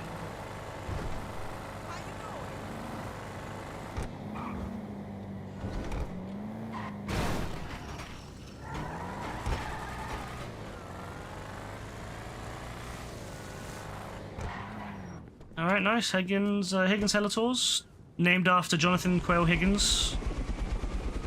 A Magnum PI. Bro, I do not trust him flying a helicopter. He is not looking comfortable in that pilot seat. Yes, I'm free. Okay, now for you. Here's where you go. Alright, where's this car then? Part of me's like, you know what? Instead of claiming the car, I should just sell it, because then at least I can get closer and closer and closer to finishing the jobs. But nah, we'll claim it.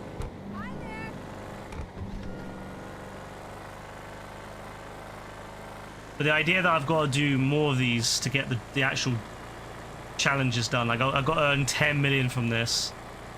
Oh, that's paid. That's painful. That's so many jobs as well. I didn't get like 300 per one on average.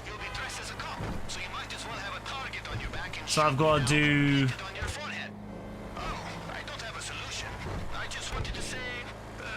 like 3 per mil. So like 3 of them to get a mil. And you gotta do that 10 times. So you gotta do like 30 of these. Oh no, that's horrible. I gotta do 30 of these to get the challenge done.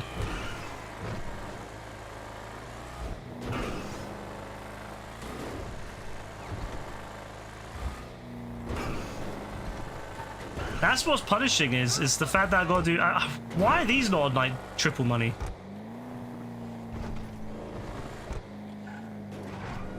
Yeah, like if these were triple money, I'd only have to do 10.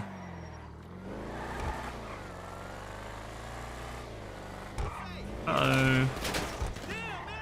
Yeah, I wouldn't mind so much because, like, Agents of Sabotage, I'm almost done with that.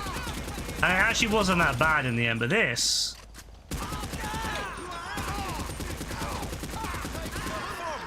This is gonna drive me nuts.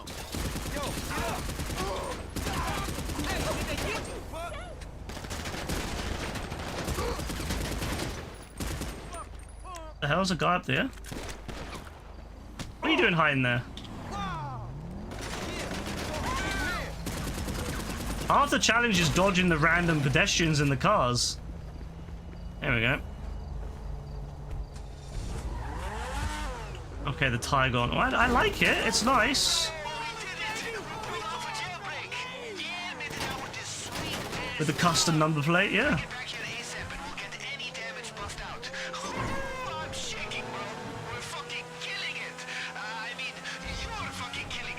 Is this a good car? I'm not even sure. I haven't really kept up with the cars since, I don't even know what it was now. The Wagner, I think, was the last time I paid attention to the cars in this game. That was like 5+ years ago, I swear. Was this even a good car? I have no idea. I mean, it's nice, it drives nicely, it's very speedy for what it is. It's quite a good control. Sounds nice, yeah, it's a nice car.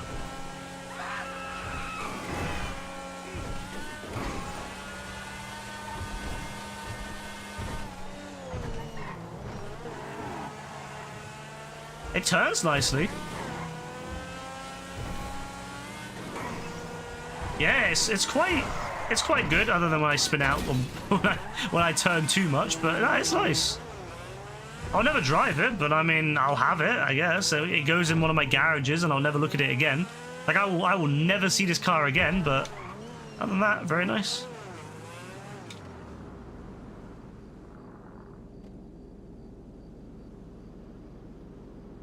Yeah, I will never ever see this car ever again. it will be there. No cop lives lost. Oh, I killed some cops. What a shame. What a shame. Yeah, I guess I'll stick it in one of the garages, I guess, yeah. Right, okay, that's one less to do. So, businesses. Let's have a look at this then.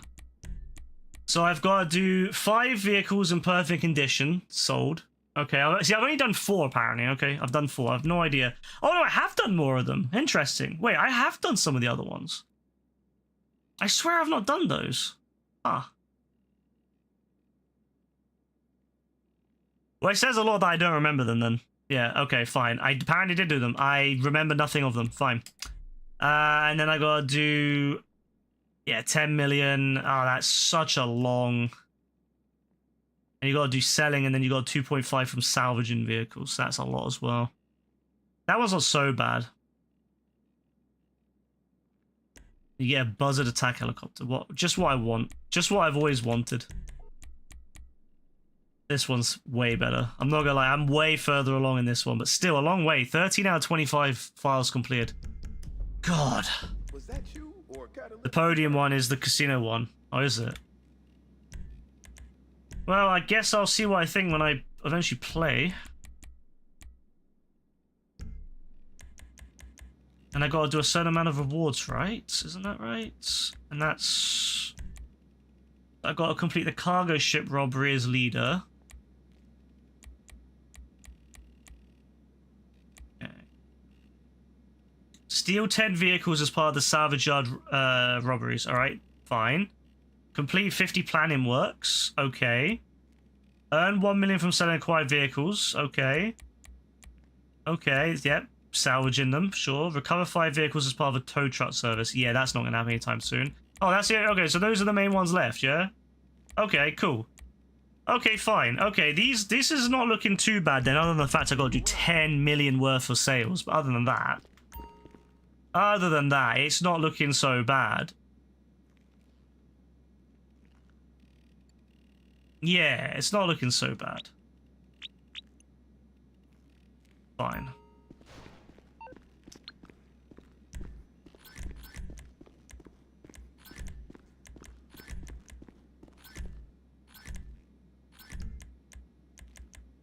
Oh, let's get these out. I forgot to send these dons on a job. Hey. Genuinely, the only thing I actually care about on GTA Plus, and it's going to be the only thing I bother keeping it for, because I'm going to be cancelling the crew on Fortnite in the next couple of weeks. Whenever the new season comes out, I'm going to try to get that unlocked, and then I'm going to cancel it. So that'll save me a little bit of money. But, yeah, that can go towards GTA Plus. Only for that one reason, and that's been able to call like my guys to go and do jobs for me without having to actually go there, which is lovely. Okay, nice. I got 100 grand for doing that. I'm not complaining. Yeah, I keep meaning to do Fortnite, but I can't play the actual Fortnite game because my finger. Although I will put up with the pain to do 8-man, but then they took it off before I had the chance to do it. If they bring it back, I'll do it. And then obviously I want to do the creative nights, but we've just not had a chance. I've been on so late that I've just not had a chance to do it because everyone else has been off. So I would like to get back on it, but I won't play it enough anymore to justify crew. I think that's the issue, is that although I will still play it, it will only be occasionally. So I just can't justify paying, what, $9.99 or whatever a month. Unless if they do something crazy, like they, you know, eventually release Rocket League or something. Or release a full version of Fall Guys on it, then, maybe. Because I'd just play that instead. Like, I'd play the Fall Guys and Rocket League side of it more than the actual Fortnite. Just because my finger hurts so much. It is so painful now when I play certain games. That's why I don't really play a lot of games that are like shooting now. Yeah, it hurts every time. GTA is not so bad because a lot of the game is not like that, but yeah, if I play a game like Call of Duty or Fortnite, oh my god, my finger's so painful.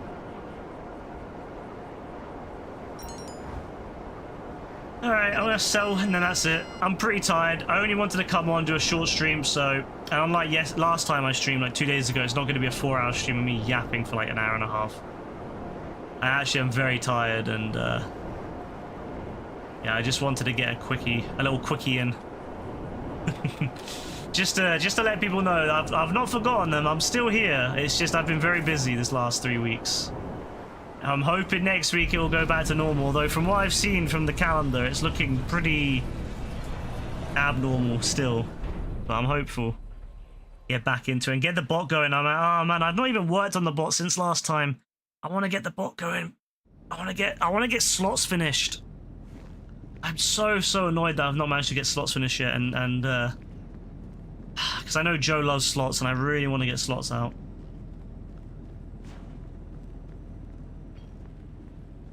But But I'm in the middle of writing a so I've got like I'm trying to make it more modular. So I'm in the middle of making I suppose you could say a module which does all of the honor related stuff when it comes to like bonuses and stuff. So if you're a higher honorable person, it will give you bigger bonuses than if you're a lower one. But I need to finish that off. I mean, I could do it the quick way, I guess, but it would be it's quicker in the short run, but longer in the long run because I've got to replicate it in every command. Whereas this, if I design it like this, I can just reuse it for every command. Saves a lot of time.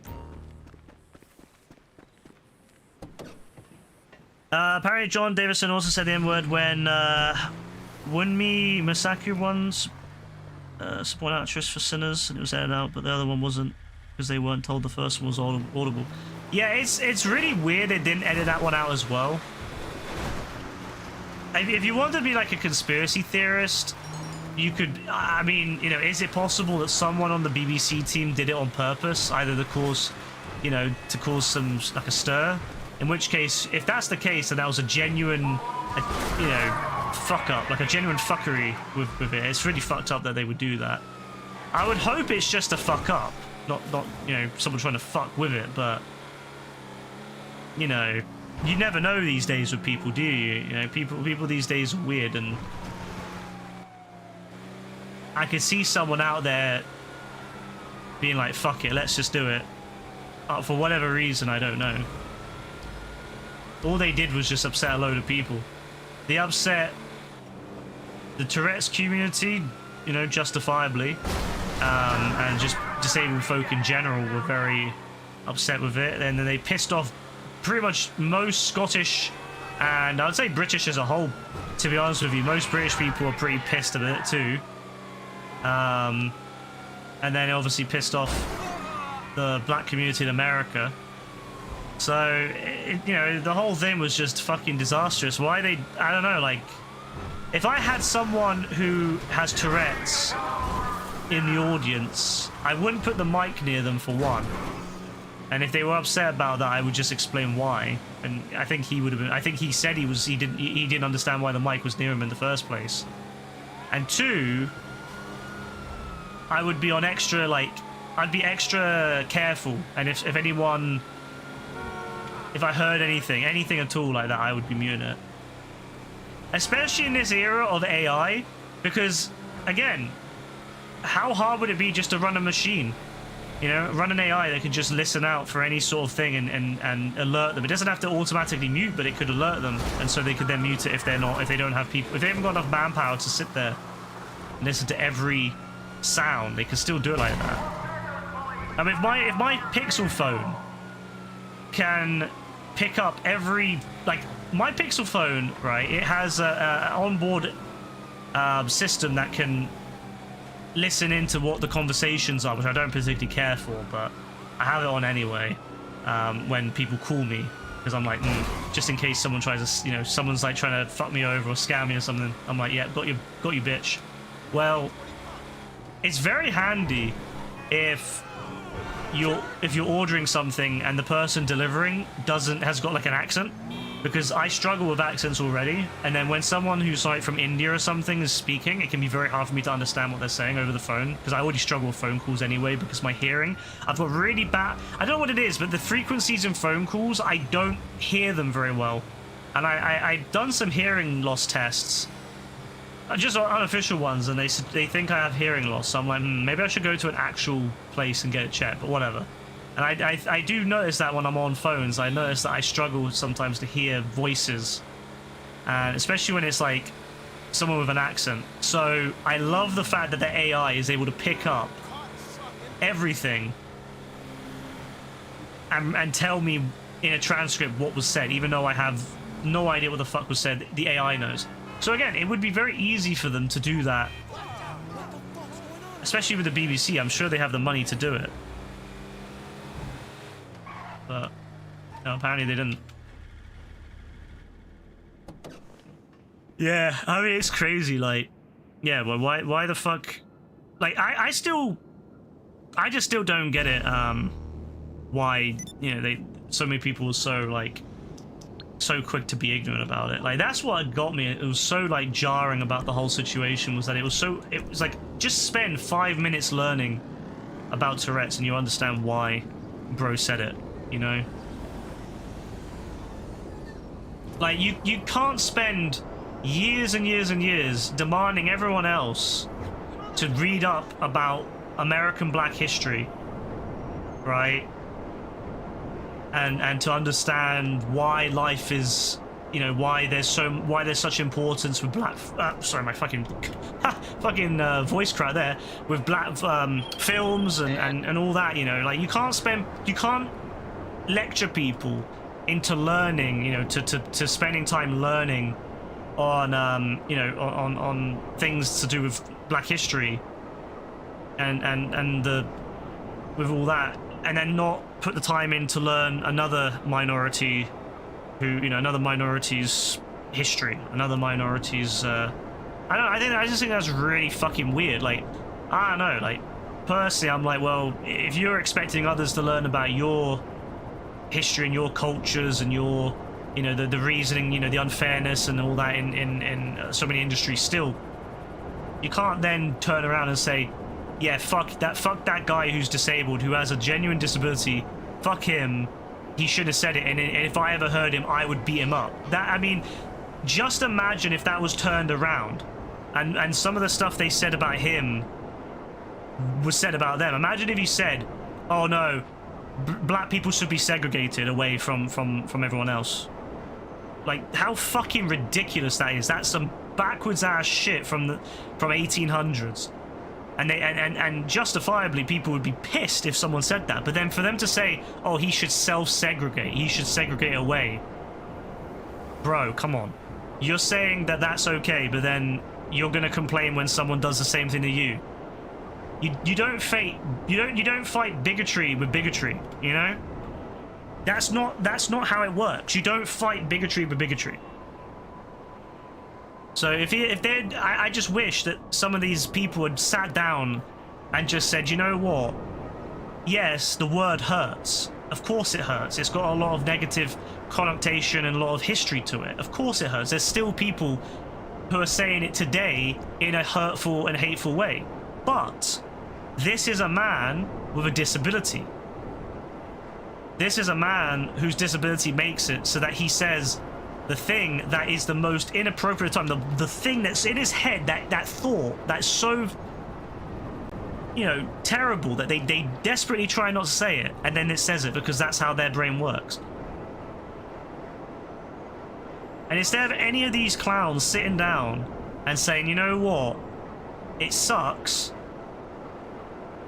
but why the fuck are you guys getting mad at a disabled man instead of getting mad at the institutions that still enable, you know, like black people to be behind in so many ways and so many places? Like, why was there attack on someone who couldn't defend themselves, not on the institutions, the people at the top who keep black people down? Like, why was that? And it just shows so much ignorance to me. And it really, I'm going to be real, I think it has done it's done such damage in my view of so many of these black artists that decided to just get involved for no point.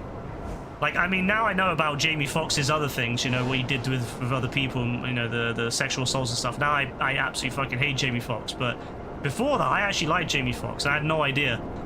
And after seeing that, oh my god, I was like, you know what, Jamie, you're a fucking clown. Like, you're a fucking clown. You don't know what you're talking about, and you're just as uneducated as the fucking white-ass hicks that go around talking shit about black folk. You're no better. Just because you're black doesn't mean that you can say horrible shit and bigoted shit about other people, you know? Like, let's not forget that once upon a time, black people were the ones who were the ones that were being segregated away. So don't be talking about how other people should be segregated just because you don't like their, you know, they make you uncomfortable. Black people used to make white people uncomfortable, and so they were segregated away. So yes, you're going to be around people that make you uncomfortable. Too fucking bad. That's how it should be. you should have to fucking be around people that you may not like, because that's life. That's how it is. You know? You don't get a choice. You don't get to choose, oh no, these people don't deserve a place in our society just because they make you uncomfortable or they annoy you or upset you. Some bigoted ass shit, that. Actual bigoted ass shit. That pissed me off. That pissed me off so much. Some people you liked were trying to say some shit about why is N-word a white man's vocabulary and you had to follow because how stupid they were. Yeah, that's the thing. Like, you know, let's be real. Like, we all know the N-word. We all fucking know it. And most of us can choose not to say it. Most of us have the ability to filter it. We all know it's bad. We all know, you know, we shouldn't say it. We all try to filter it. We all try to filter it. And some of it, you know, and that's just how it is. You know, some people have no issues with it. Some people do. Some people grew up with the word in their vocab and it's a struggle for them not to say it, you know? But most people know it's not a word you say because of the historical connotations and the negativity and the hate. Fine, that's fine. But this Don, his disability literally makes it so that the word, he knows the word is bad. He knows he cannot say it. He should not say it. It's going to hurt people. And that's what his disability unfortunately does. It triggers that. It just, you know, it's like how someone cannot sit down for 5 fucking minutes and read that. If you can spend, you know, years and years and years involving yourself in black culture and black history, but you can't spend 5 minutes reading about a disability, you're a clown. It's as simple as that. You're a fucking clown. So all those people that have said that, Jamie Foxx, I mean, I obviously found out about that sexual assault. Yeah, he's a clown as well, and I'll never look at them the same way. Absolute morons. It's absolutely fucking stupid. You don't fight bigotry by being bigoted against other people, other minorities. You don't. That's a stupid thing to do. It just... Because what was their solution? What was all these fucking solutions that these people had? Oh, well, he should just self-segregate. He shouldn't be there. He should be at home. And because they were so incensed over a fucking word, and I get it, the word is hurtful, but if you're to the point where you're willing to fight and beat up a disabled man because of a fucking word, you're a clown. If you're willing to go to violence over a disabled person having their disability make them say a word, you need help. You need therapy. I don't care how bad the word is. I don't care about the historical connotations about that. A disabled man, their brain is wired differently. He had no choice in the matter. I don't care how fucking bad the word is. You don't go to violence over that. You don't have to like it. You don't have to sit. You could just leave. You can be upset, sure. You can be upset, but you have to be understanding. That is not something you chose to say. And if you're willing to go to violence over it, you're willing to say, oh yeah, you know, you would have caught my hands. You take these motherfuckers, man, these pussy-ass motherfuckers as well. So many of these actors, they think they're some fucking tough dons. And half of these dons in a real fight would have been beaten the fuck up, and they have the fucking audacity to say, oh, if I caught this... Well, yeah, of course you could beat up a disabled white don who's middle-aged. Yeah, of course you could beat him up. But you know who you couldn't beat up? All the other fucking dons out there who would have caught your ass and beat you the fuck up. I would love to see Jamie Foxx and half of these stupid motherfuckers. I beg, I would love it for them to come to Scotland and try. Just fucking try. Go to Scotland and try to put your fucking hands on Don, because I fucking guarantee it, you motherfuckers would get absolutely beaten to a fucking pulp, and you would go off and cry about it's a hate crime and all this stupid shit, whilst you're happy to go and be up on a disabled person. So fuck Jamie Foxx and fuck all these clowns who got so upset about it and started getting, you know, going on about it. That pisses me the fuck off, because you know what? I think it's an absolute disgrace. The way the disabled people are treated in this world is absolutely fucking disgusting. It's one of the things I'm most passionate about, is how fucking disgusting disabled people get treated. Like they get treated like absolute vermin. It is the truth of the matter. Disabled people are always the first to be judged and will be the last to be included. They have the least opportunities to get into jobs.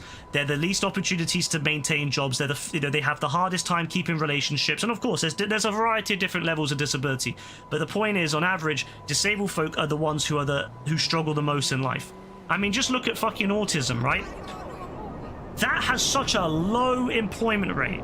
And there's some people with autism. Obviously, there's the spectrum, and so some people are really capable, and some people are not as capable in terms of working and stuff like that. But even the capable dons, the employment rate is so fucking low. It's something ridiculous. Why? Because they're disabled. Because they have autism. Why? What's so fucking bad about that? And these people will judge them. You hear someone has autism, and I hate that people do that, but people hear that people have autism, and still to this day, they'll judge you for it. They'll judge you because you have autism. Or they'll judge you for whatever. And it pisses me the fuck off. It really fucking pisses me off that people will judge people instead of getting to know them. Getting to know the person behind it. And yeah, some people are going to have less capability in certain things than others, but there's still people at the end of the day. There's still someone behind that. Like Gareth, for example. I fucking love Gareth. Yeah, he's on the lower end of the spectrum. He's not able to handle. He's never going to be able to, do anything complex.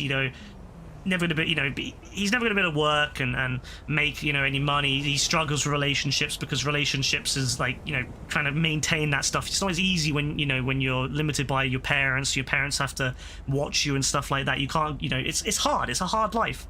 He'll never have what everyone else has. And I just hate that people will look at people like Gareth and they'll be like, ugh, and they'll say, the R word or something, or, get that R word out of here. And it just pisses me off because it's like, bro, Gareth is one of the funniest fucking people I've ever met. Gareth is genuinely one of my favorite fucking people. Because, yeah, he's never going to be able to work, so he's not going to be able to produce, financial advantage for the country. He's never going to make anything for the country in terms of financials. He's always going to cost the country. He's always going to cost taxpayers. He's always going to cost something. He's always going to require care. He's always going to require help. But fuck me, he's one of the best fucking people I've ever met. One of the funniest people I've ever met. Genuinely hilarious Don. I have such great times with him. And he's very caring. If you're ever ill, he's always like, he's like, oh, I hope you get better. He'll message you and say, I heard that you're not doing, I heard that you're feeling ill or whatever, and he'll say, I hope you're doing better soon and all that. If he hears that, your family member's ill or something like that, he's always there to like speak to, whenever if your family member, gets an illness or, whatever, he's there, he's like, oh, I understand, my dad had such and such, and, he's really such a nice person, and it really pisses me off that people will look at him and say, get that R word out of here. We don't want to put up with him. He doesn't do anything for us. He doesn't help us. He's just, he's a problem. He should self-segregate. He shouldn't be here. And I'm like, bro, fuck those dons. So I fucking hate every single one of those motherfuckers who made it a thing. I really do. I think if you cannot see that attacking another minority or someone who is even potentially even, I would argue, even worse off than you, because at least black folk have a chance of working and living normal lives, but disabled people, and that includes disabled black folk, have very little chance of ever having good, long, successful lives. And it pisses me the fuck off. It's the one thing that always will is I hate when people attack people with disabilities. I just fucking hate it. It just really gets on my gears, especially when you target them specifically for it.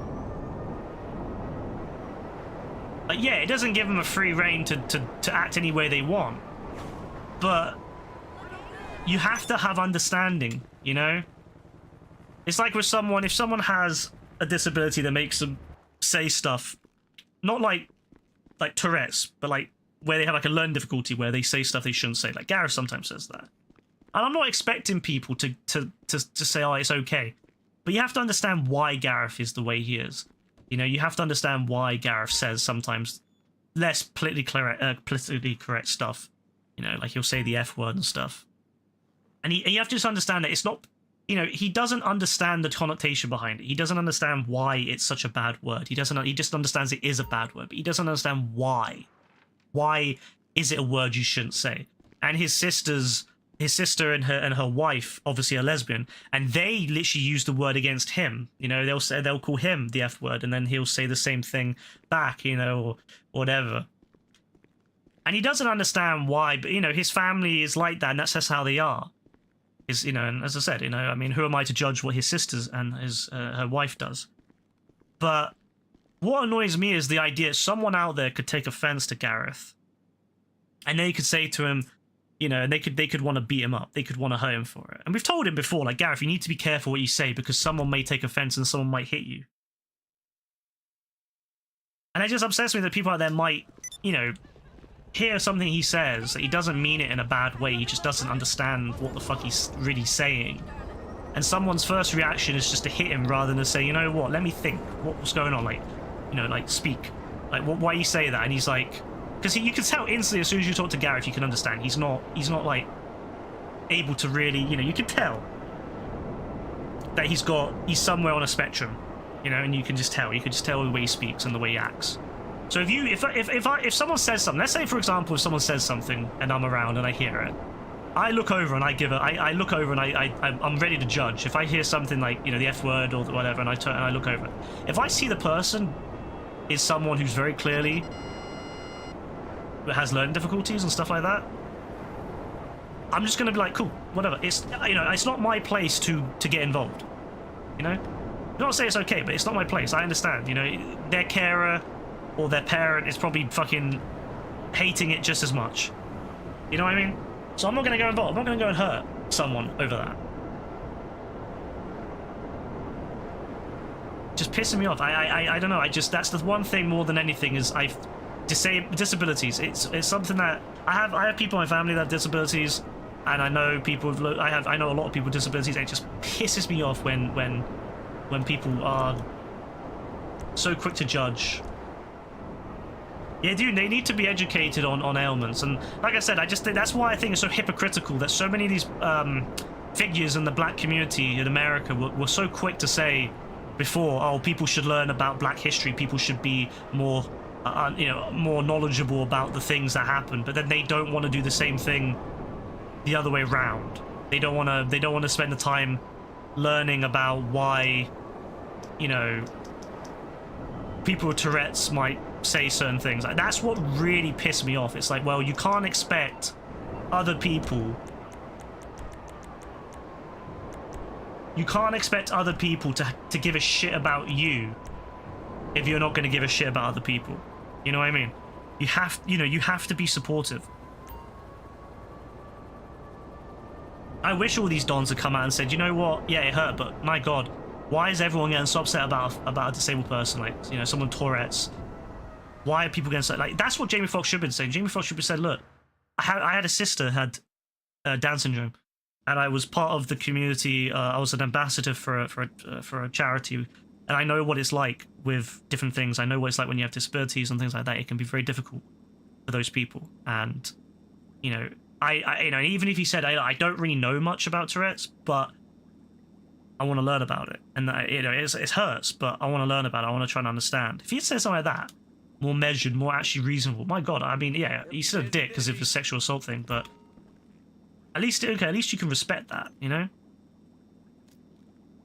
You know, you can educate people. You can explain. Yeah, like it really hurts as a black, as part of the black community, to hear that word. It always is. We don't want to ever hear it ever.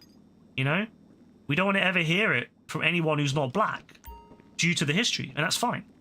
But by God, he's a guy with Tourette's. Fucking shut the fuck up. Like, Jesus Christ, lads. Like, shut the fuck up and get some perspective. Like, Jesus, man. In this world, there is way worse going on. I mean, you know, there's literally immigrants being rounded up and put in fucking... There's literally immigrants being rounded up in America, put into camps, having their children put into camps on their own, being deported to places that they never even came from, and many of which have started to die. There's been multiple deaths in these fucking detention facilities. Why the fuck are they not talking about that? Why are they picking on some dom with Tourette's and they're saying, you know what? Why the fuck are we worrying about a guy with Tourette's when the Trump administration is rounding up people of all races and locking them away and deporting them to places that God knows where? with no accountability. Why the fuck are we worrying about what a guy with Tourette said? Maybe these dons need to check their privilege. Maybe they have too much privilege because they're rich and powerful. They don't have to worry about being detained in a public street and sent away in a, you know, with no due process, no lawful process. Maybe they need to check their privilege. And maybe they should be thinking, you know what? We're lucky, we're wealthy, we don't have to worry about that. We'll never end up. I mean, assuming they think they won't anyway. Which is, I think, a really stupid thing to think, because let's be real, rich white people don't give a shit. They're gonna, you know, it doesn't matter if you're a rich black person, you're still less in the eyes of a rich white man. You're still less than them. So, I don't know, these people trying to buy their safety by being quiet on the real issues. Maybe they're trying to buy their, their safety in the long run. No, if we don't mention anything about the orange regime, we won't be detained and deported. Oh, that might come back to haunt them. But no, it's easier just to pick on some guy with Tourette's. There you go. It's one thing, as I said, people picking on people with disabilities, man, it's just fucked. So it's the same thing with JB, man. Like, I wish I had done more about that, earlier on, because, I never realized, like, just how fucking much... Like, I always knew that AF didn't particularly like JB, and I knew that he was trying to fuck with it, but I never expected him to fuck with him that much, you know what I mean? Like, I didn't expect him to go and try to ruin his life. Like, I thought he would just fuck with him and, be a typical troll, just, say stupid shit, and at the end of the day, it wouldn't, nothing would happen over it, but of course he goes and tries to fuck with him, in his actual life, and, way too far. Like, don't get me wrong, JB, what he did is fucked, but,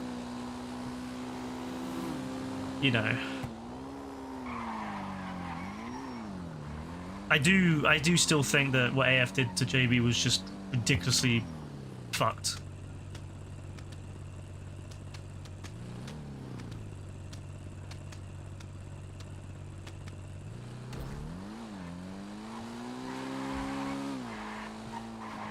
And I just think, what happens if someone did that to Gaz? Like,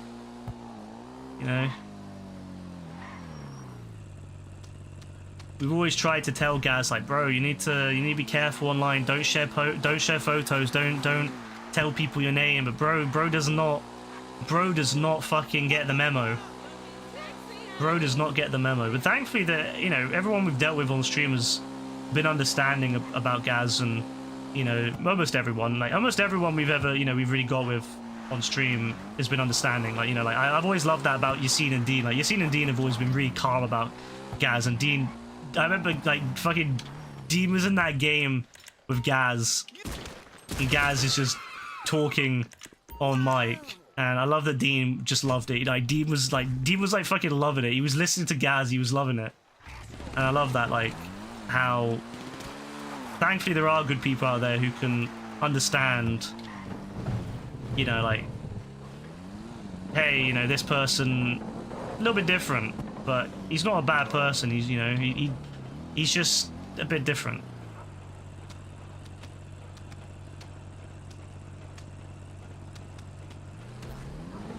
We've had that before, actually, when Gaz met this guy. He was like a kid, and he's like a, I don't know, 14-year-old kid. And I was like, Gaz, like, bro, you need to chill out, bro. You need to only be adding people above the age of 18.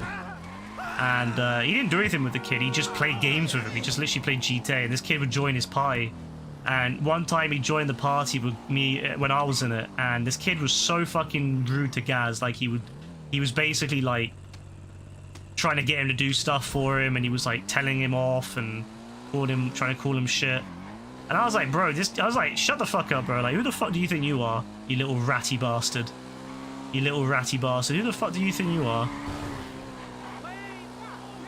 To be telling, to be trying to say that shit to Gaz, like, who the fuck do you think you are?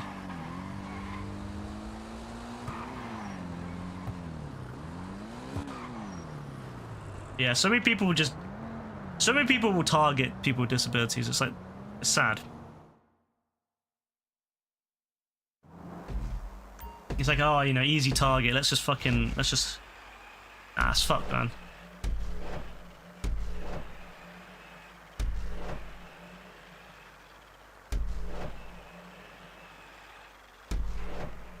So yeah, we're going to be very proactive with that now. Now that everything that happened with AF, with JB, we're going to be a lot more proactive. So if we detect something, if we think something is beyond just banter, we're going to be a lot more paying attention now with people that, you know, we think might have to be a bit careful with. Like, let's say if someone joins who's, you know, a little bit like JB, we're going to be a little bit more like proactive on stuff like that to make sure that people, I'm not saying AF, but people, I don't think he'll do it again, but we'll be a little bit more proactive on it, and just to make sure that, you know, keep an eye on it, not just let it, because my policy has always been like, just treat everyone the same regardless of, you know, need and all that. And, you know, I don't want to be like, you know, oh yeah, we're gonna put like a fucking shield over people, because I don't think that necessarily works either.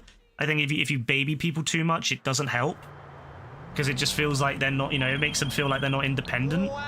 You know, it doesn't matter who it is. I think everyone would feel a little bit less independent if you know, you feel like people are babying you.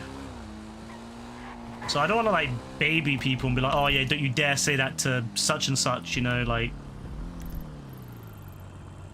But I want to be more proactive in the sense that if we see that, you know, someone like AF or AF himself is targeting someone and it's, you know, beyond normal kind of, you know, because like AF and Kasiga say stuff to each other and do stuff to each other, and like if you didn't know about that, you would think, oh, you know, maybe there's something going on there, but it's not. It's like literally just banned. So they both really like each other, and they both, you know, they're quite friendly.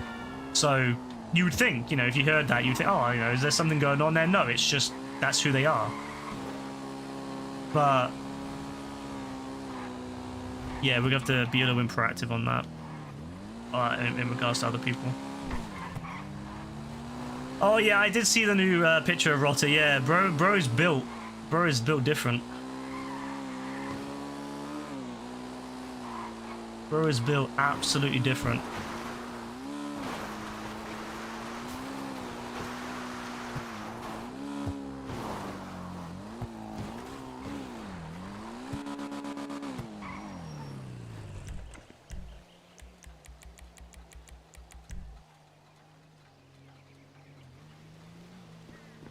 Bike. I think I'm gonna make I'm gonna do all the money making things today, because again, I might not stream again until after my week for Rebecca ends. But I just in case I don't have a chance to do this again.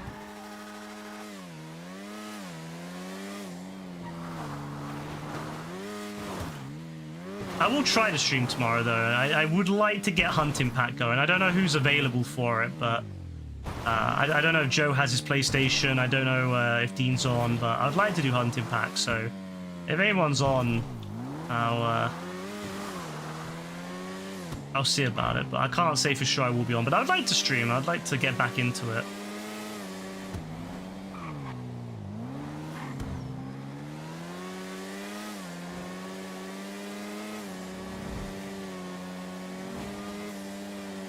But just in case, let's do this. I've missed this too many. I don't talk about that. Why didn't you look where you were going? You're still trying to save up there. Yeah, I mean, hey, that's fair. Money is important, you know. Saving up for moving out is important, so that's all good. In an alternate reality, AF and JB would never have happened. You would still have AF's account, so you could still play online. JB and AF would still be playing with us, and we would all be doing. We would have done sumo. We'd be doing Hunting Pack. We would have. We'd be doing the tournaments that we were going to do, but we can't do now, so we don't have enough people. In another reality, everything would have been so good, but then them two just had. Well, yeah, both of them, I guess. Both of them were at fault. In their own ways. So in another reality, actually, think about that. It's March. We would have been almost through a season. Because originally it was gonna be 3 months for a season of the tournaments, right? The race tournaments. So this would be the second to this weekend would be the second to last set of races that we would do, second to last event. We would have one more. Actually, no, sorry, no, because it's only the first week. Yeah, no, it's the first week. So would it be this weekend or would it have been the next week? No, it would have been this weekend. Yeah, it would have been this weekend. So yeah. This would have been the second to last race event of or race events for the tournament. That's so sad. That's so sad. Especially, you know what's really sad is that this bot has an amazing script someone made, which allows you to make a really good tournament settings. You can have like really good tournament functions. It would have been great, where people could like see their points and stuff. Oh my days.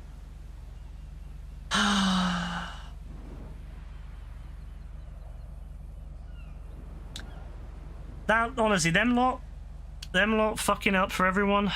I'll never forgive them. I won't forgive either of them. JB for being a fucking... Well, I mean, yeah, for what he did was fucking terrible. But again, I just look at him and I'm just like, man, I just feel he needs help. Like he needs genuine help. He needs therapy. Bro needs therapy. He needs support. He needs to not have a toxic ass fucking cousin who tries to mock him for not having a girlfriend. You know? And AF just desperately needs therapy of his own. To not have really strong grudges against random dons that have done nothing to him in the grand scheme of things. That's what they both need. They both need therapy. Like they both need mad therapy. So yeah, in another world, man, first season would almost be done.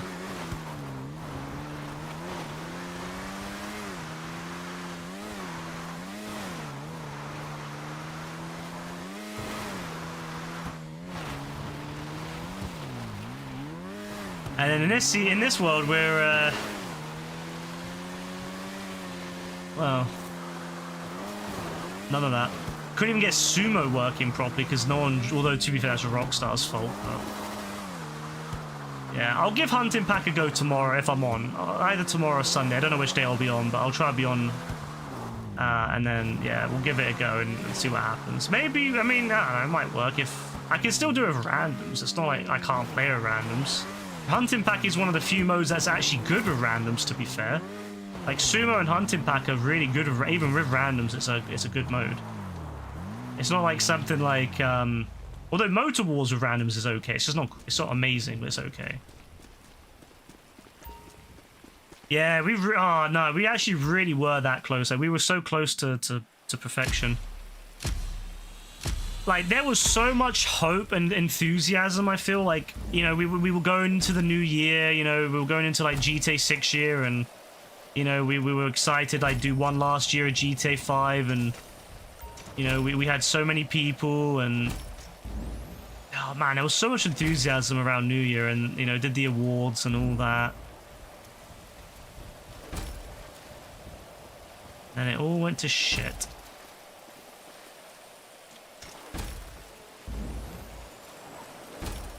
All because one guy really desperately wanted dick pics from another person.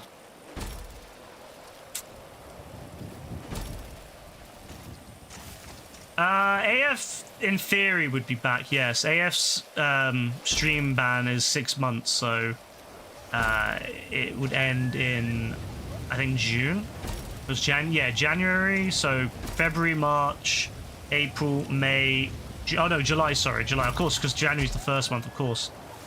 So yeah, July. So he would be back in the middle of July, assuming I didn't shorten it, which I'm not really going. I don't think I'm going to shorten it, because he hasn't messaged me. He hasn't apologized to JB either or anything. So he's not. Or he hasn't even explained himself or anything. Just, you know, it's just. Yeah, so I don't think he'll be back anytime before that 6 month, and then the Discord is a 9 month one, but technically I think that still ends just before GTA 6. If it was May, sorry, if GTA 6 was coming out, he'd be cooked, but...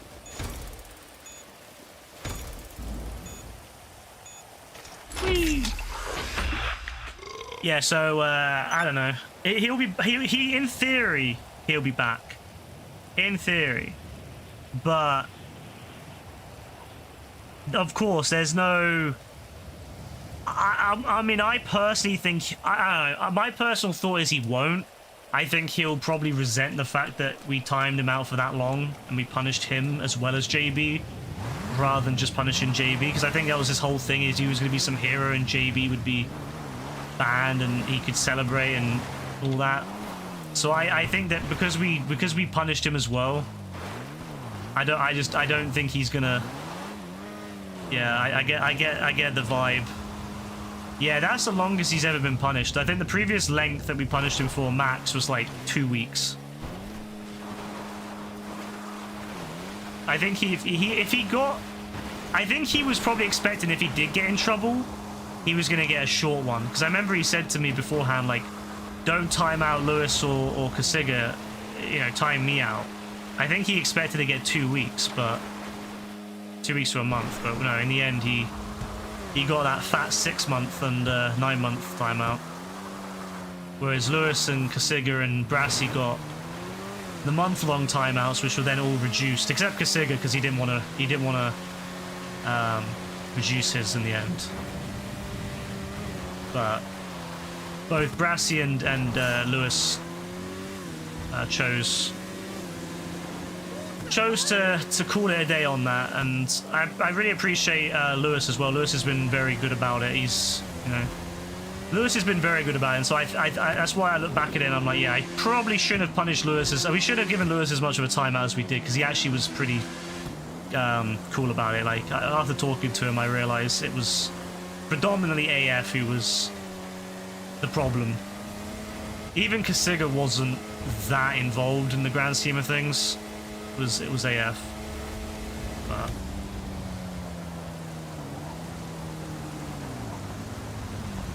obviously, you know, obviously you can't really change that, unfortunately. You know, once we set the punishments out, we couldn't change it, so couldn't do anything about it. But yeah, he'll get the full. I think he'll get the full 6 months. I don't think he'll get a half choice. I mean, maybe if he messages me and he explains what he was thinking and explains to me why he did what he did, and that he regrets doing it, like, not just why, but he actually regrets, like, you know, doing it, I would consider cutting his time. I would consider cutting it to half potentially, but I know he won't do it. So he's gonna have to take the full 6 to 9 months, and if he wants to come back after that, that's his choice. But we can't have people around who are gonna do that to people. Obviously, JB will never be allowed back in the Discord or the crew, but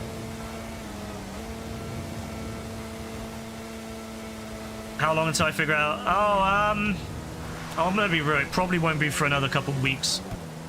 I won't do it until all the new commands are in place and I've tested them. I don't want to have a situation where people start getting billions of gas because I made one logic error in one of my things.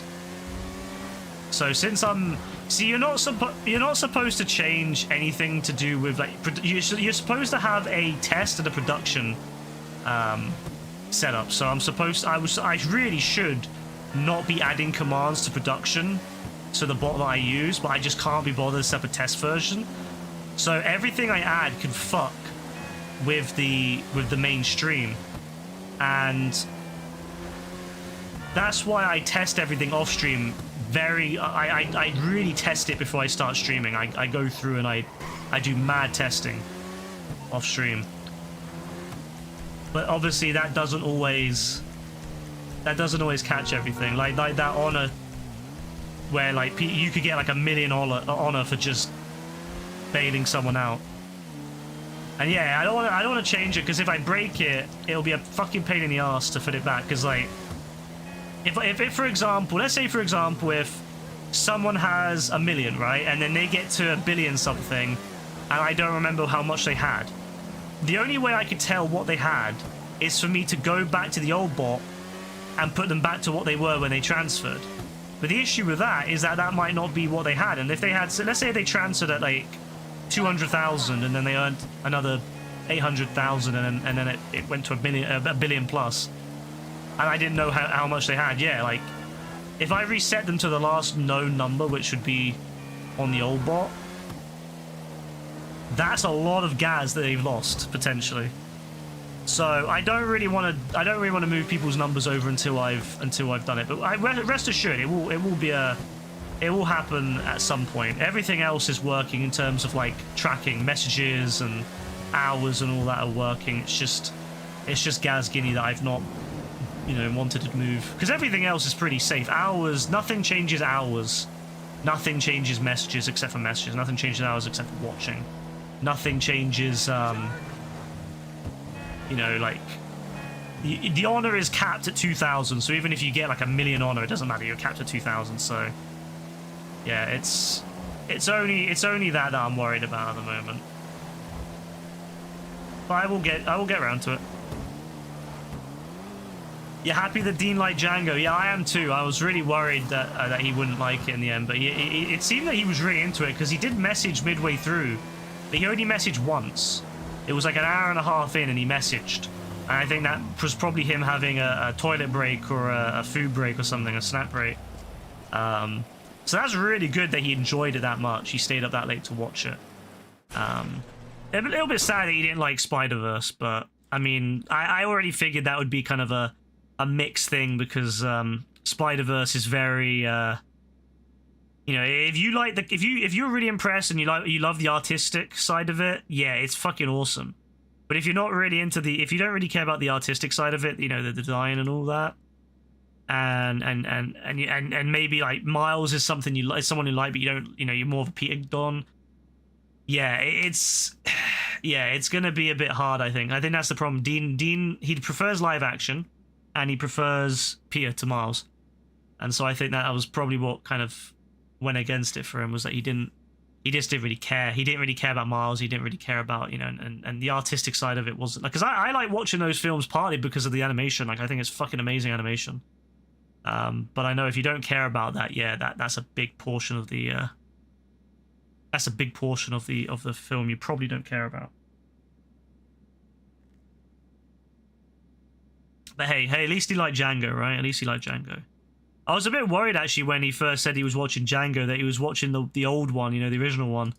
I was like, oh shit, he's not, because he just said Django, he didn't say Django Unchained. I was like, oh no, he's not watching. Like, hey, if he's liking the original one, great. Like, that, no issues at all. But I was really concerned that he was watching the original one and he was going to be like, oh no, I don't like this. But no, he watched the Unchained, and he liked it. So you really like Mars' story on top of the animation? Yeah, I mean, I like both of it. Like, I agree. Like, I love the animation and I love Mars' story. Like, I'm not gonna lie, I'm still a fanboy of the Spider-Man PS4 Miles. I don't know, I just prefer him. Maybe it's because he's a little bit more older, at least in the first one. I really like the PS4 Miles. I don't know, something about him, he's really, I really liked how hopeful he was. He was like a lost puppy at times, and I really liked him. Like, I really loved how him and Peter connected, and obviously him then taking on his own responsibility. But having said that, I still really liked Spider-Verse Miles, and I'm really excited to see what the next film is saying. And I actually think, he might have actually liked Across the Spider-Verse a little bit more, because I think he actually would like Miguel. I actually think he would have liked Miguel, and I think he would have enjoyed Miguel's like absolute fucking obsession with trying to, get rid of Miles. Like, I love how this Don, like, he's a full-grown adult, and this Don is like absolutely obsessed with getting rid of a teenager. I think it's hilarious to me. like how fucking much he hates. Well, he doesn't. He obviously doesn't. It's not. I get why he's doing it, but I just love how fucked he is. How he's so fucking determined to get Miles. It's hilarious to me. So I think Dean probably would have loved that petty, that anger he has. Like, it's so funny. I don't know. Maybe he would like that one more, but I don't think I don't think we could convince him to finish the first Spider-Verse to get there. And I don't know if it would be. I don't think it would be as good for him to start the second one because I think he'd be like not as he'd be a little bit lost anyway. So it is what it is. He tried it. Hey, he tried it. That's all we can ask. I'm happy that he at least he likes the live action stuff. He's probably gonna watch Doomsday to see Peter. He's gonna see Toby in that. He might watch the next Spider-Man film. He might if it's a good one and I say if I think he'll like it and I suggest it, he might watch that as well. It's got Punisher in it. I know he likes Punisher. It's got Peter in it. I know he likes he's okay with Tom Holland's Peter. I know that he likes Sadie Sink from Stranger Things, so I think he'll like that she's in there as supposedly Jean Grey. I think there's a chance he'll be okay with it. I'm excited to see, but I'm gonna wait and I'm gonna tell him like I'll wait until the film is out streaming, or he can download it. One of the two. Like I'll wait until it's out on streaming or out that he can pirate it, because I don't want to say to him, yeah, like this is such a great film, you gotta see it, and then I think he said, and at least until the last experience of the cinema, that he might go to Doomsday at least in the cinema, because it is like an actual event. It's like a cultural thing. Like with Endgame, I know it won't be as big as Endgame and Infinity War, but I know that I still think that it will be quite an event. I think people will be there. Especially if it's actually quite good. Especially if it's better than it was expecting and the word of mouth gets around. Like I know a lot of people aren't expecting much. I'm not expecting much either, although I'm excited still because I do like seeing certain people in it. But if it ends up actually being good and it is a surprise, I think it could end up doing better and I think it could end up doing quite well if the word of mouth gets around. I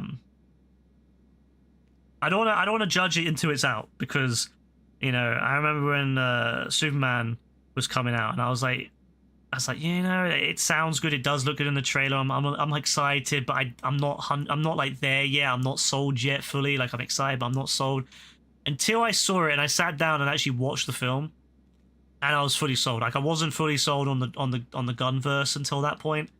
Although now who knows what's going to happen with it, but I wasn't fully sold on it until I saw Superman, and it made me realize how good it could be. Like I already knew. I was like, yeah, James is gonna do good, I'm sure, and I like Guardians, so I expected to like it to some extent, but I wasn't there yet, until I saw it. And then once I saw it, I was like, yes, okay, I'm sold.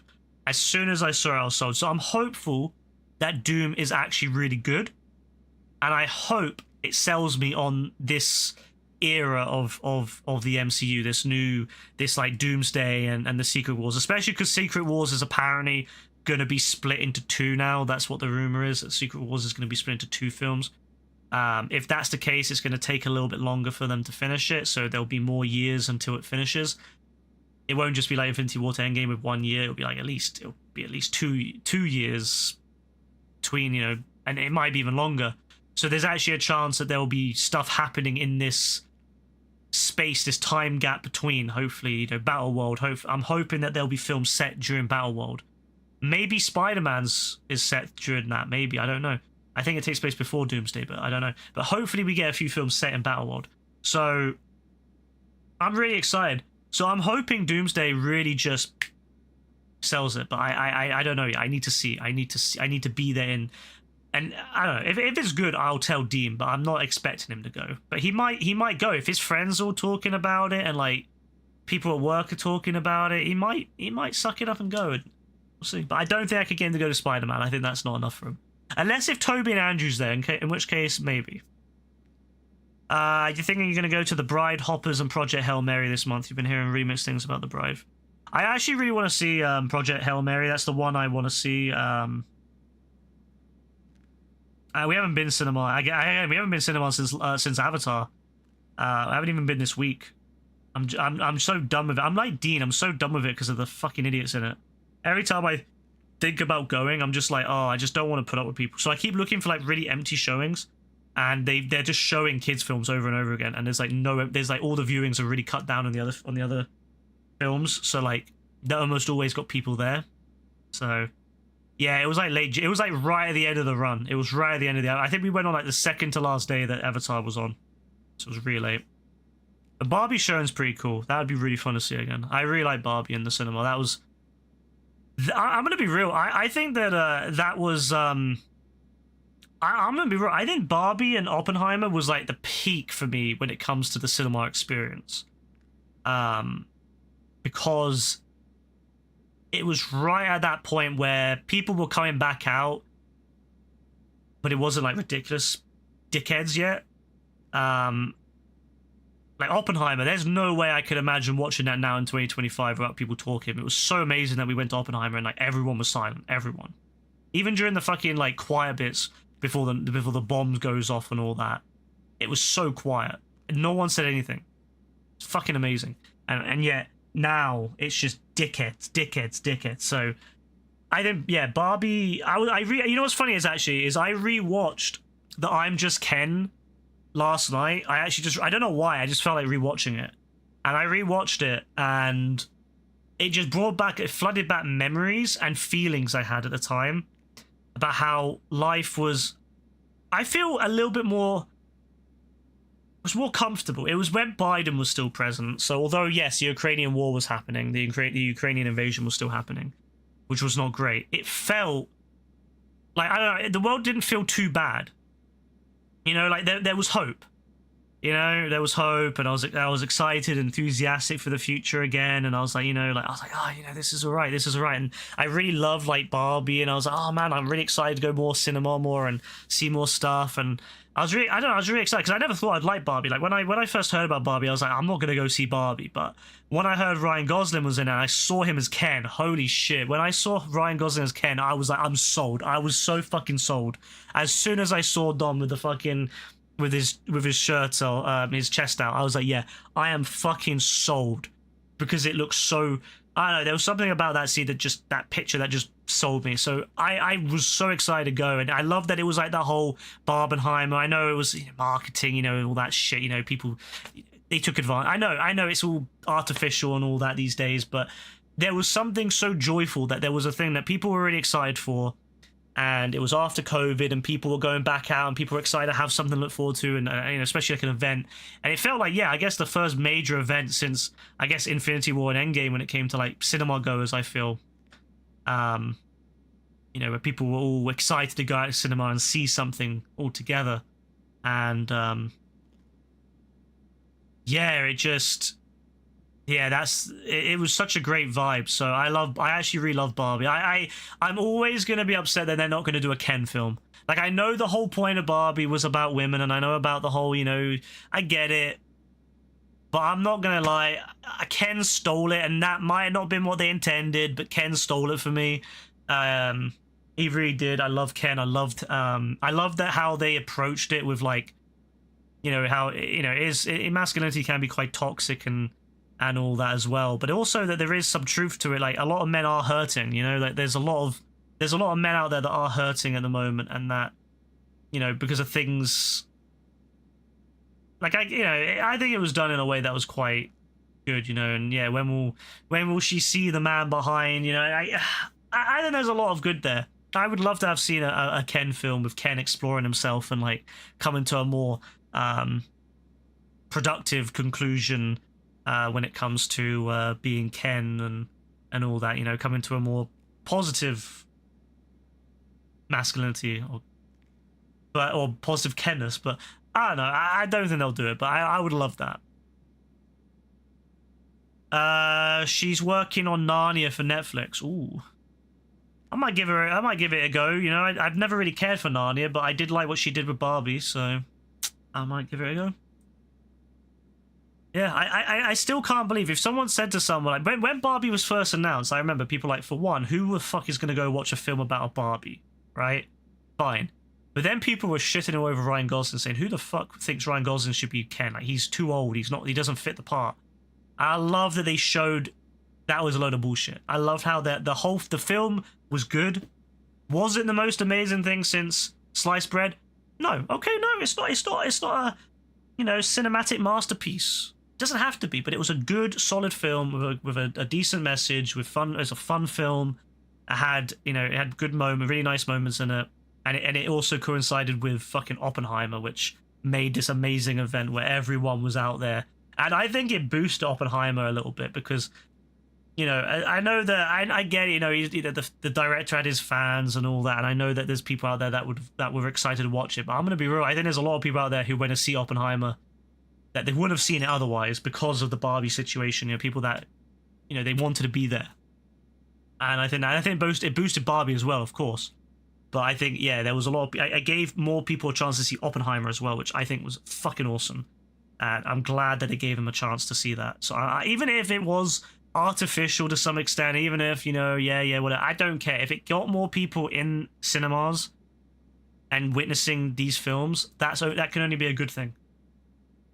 That can only be a good thing. That's what we want. We want these kind of things. I think cinema really would benefit from having more things like this. Obviously, I don't want it to be all artificial and people are like specifically looking for combos to sell. But like, I would love it if there was more moments like this in cinema where people wanted to get out there because there was a, like an actual moment. Yeah, I remember that too. And it just was not right. It has to be. It doesn't work. It doesn't always work. It has to be done in a way that's actually like what made Oppenheimer. I know it was a bit artificial, but what made it fun was it was kind of like silly, and it wasn't like overly. At first, anyway, it wasn't like overly. Like it wasn't meant to be too serious until the studios picked up on it. Like, oh yeah, we could make something out of this. But I don't know. I just thought it was great. I don't know. I just love that there was energy. There was an energy in the cinema at that time that I've not experienced since, of people. Like I remember, oh my god, I still remember the amount that all the Barbie like popcorn stuff, and like there was like a Barbie booth and stuff where you could take pictures with Barbie and Ken. Yeah, like that kind of stuff. With then there was like the opposite. There was like the contrast with the Oppenheimer stuff, the Oppenheimer marketing stuff. It was great, and people were really excited. Like everyone was standing outside in the hall, the food area, just yapping about like what they're seeing, or they've just seen Barbie, they've just seen Oppenheimer, and they're excited to watch the other one. Yeah, it was really good. I didn't watch it in the same day, but I know a lot of people that didn't. Yeah, that's crazy, man. Like, God, what a fucking glorious time. But now I go cinema and it's just a bunch of dickheads yapping, which is fine if you're at home and watching a TV. If you want to yap, get yourself a fat OLED TV and watch it at home. If you want to yap, watch it at home. Barbie first and Oppenheimer second for you. Oh, what did we do? I can't remember what we did.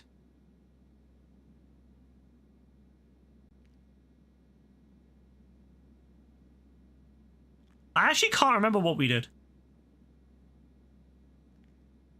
One sec, let me look at my tickets. I suppose this is the one advantage of having digital tickets, is that I can look back. Although some of them haven't come up. Some of the tickets aren't there anymore, but for the most part I can look back and be like, oh yeah. 2023. 2023. Ah, you know what's funny? Ha! Nah. We went Oppenheimer first. Oh man, you know what's crazy? We went Oppenheimer, actually... It was like we went literally a week apart. We went to Oppenheimer on the 25th of July. And we went to Barbie on the 1st of August. We went a whole week apart. Tuesdays. That's crazy. I thought it was sooner than that, but I guess Rebecca must have been working I think she was working and we couldn't get together until like the next week. But it was still popular. Even a week later, there were still people doing both. That was what's so crazy about it, that even a week later, people were still grinding out both. I don't think we can print off like stubs like typically it is right here that you buy, at least in the cinemas I go to, is that you buy the tickets digitally and you show your phone and that's it. You can't print them off in any sort of way. and or you print them off, or you buy them on a machine and print them off. As far as I'm aware, there's no way to like get both, or like to. I mean, maybe if I went to like the person on the machine, like one of the people at like the desks, and be like, "Yo, can you print off like a stub for me, or like could you print off like a copy of it?" Maybe they could. I don't know, but I've never asked.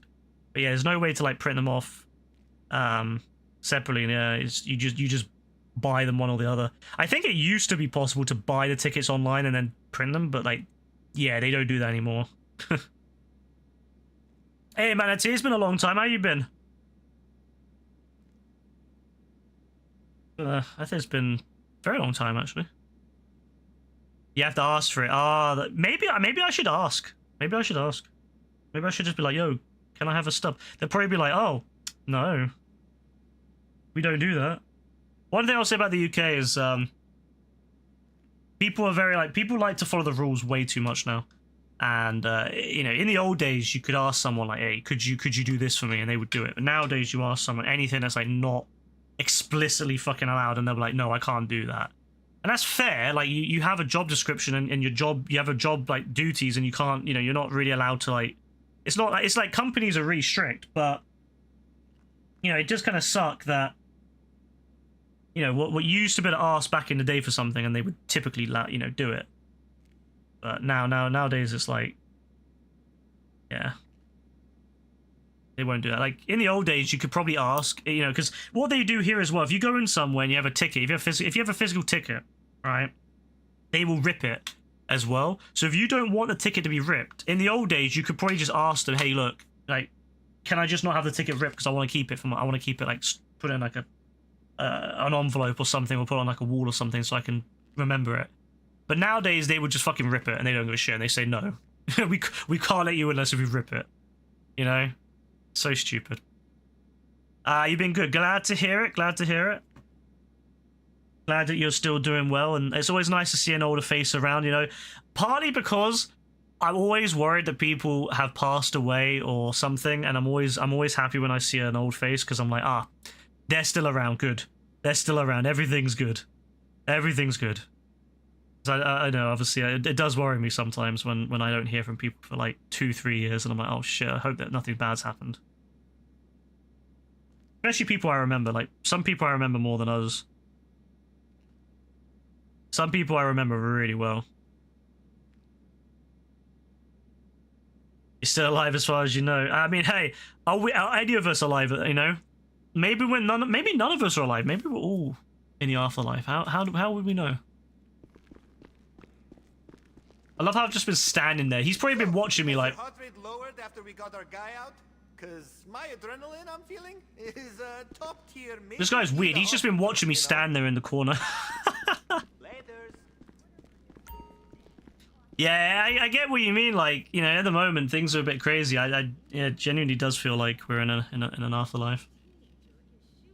If we found out we were, I wouldn't be surprised. Hey, all right. Yeah, this is a terrible afterlife. And we're going back to my favorite casino to get it.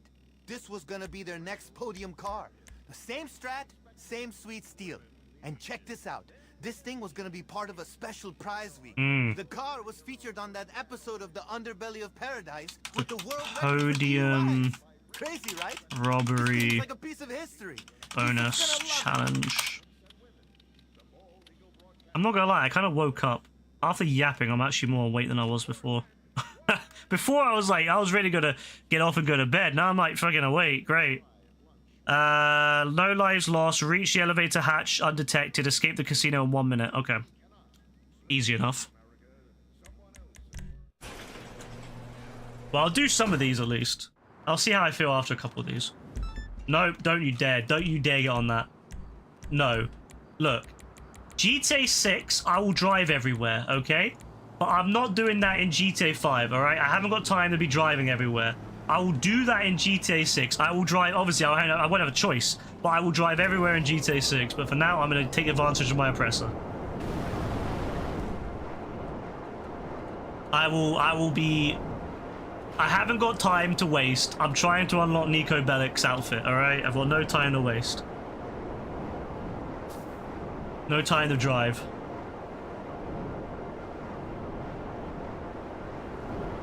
I can't wait. I've been streaming this game now for 8 years. Almost. 8 years. This year. 8 years this year is the 8th year that I've been streaming this game. I can't wait that 8 years after GTA Online, GTA 6 is online, I'm gonna still be streaming that as well. Can't wait.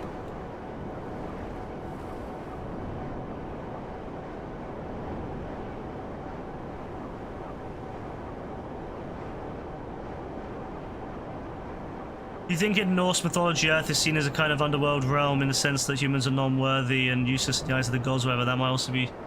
Yeah, I mean, I don't know. I honestly don't know enough about Norse mythology. Also, what the fuck's going on with the lighting? I thought it was my TV. I was like, oh shit, the lights on my TV not breaking. But even on the stream, I'm seeing it. Like, the lighting's really weird. Like, everything's going like really dark and light. Like, it's like, what the fuck? Oh. Yeah, I'm not. The only thing about Norse mythology I know is all the shit from Avengers, which is half of it is wrong anyway, and then half of it is like what God of War's taught me. So basically, some of it might be accurate. A lot of it's probably a load of bullshit. That's the extent of my knowledge on Norse mythology. Marvel and Marvel and God of War. Oh, no. Move it. Ooh. Uh-oh, it's smoking. It's smoking. God of War's more accurate. I mean, I'm not surprised.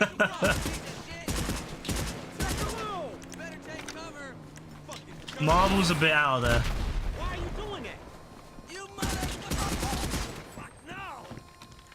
Marvel was a bit out there with it. Alright.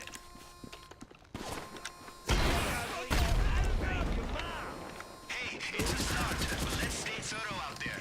Unscrew the valves and let it rain, baby. Rain sewage. Nice. What it is, right? But yeah, no, honestly, I mean, I don't know.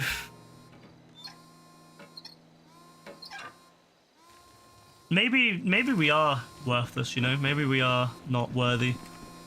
Because you gotta wonder sometimes if we are worthy with the way that we are going about things on this planet.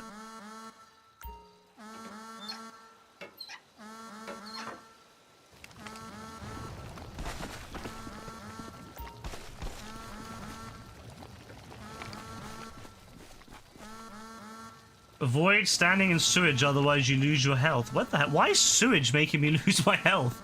Like, yeah, it might hurt you in the long run, but it shouldn't be hurting you now. Not with my boots on. I'm wearing boots. I'm wearing boots, damn it.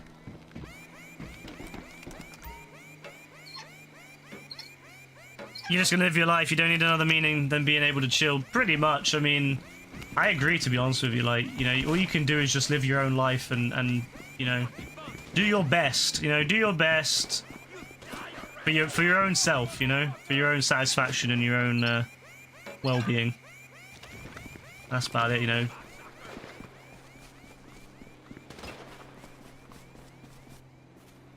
You can't, you know, influence the actions of others too much, but you can influence your own. You know. You can control your own actions, but you can't control others. Don't be a dick. Yeah, I mean, pretty much. That's something a lot of people don't remember. The #1 rule, don't be a dick. I love that it's like a big thing on a lot of Twitch channels. They're like, #1 rule will just be, don't be a dick. Like, that's it. That's their only rule on their Twitch channel, is just, don't be a dick.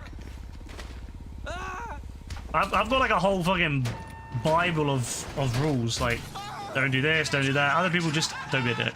Okay, they gotta have some spare uniforms in the back of the van, just in case they deal with messes like these. Good shit. Oh yeah, it shouldn't be that hard.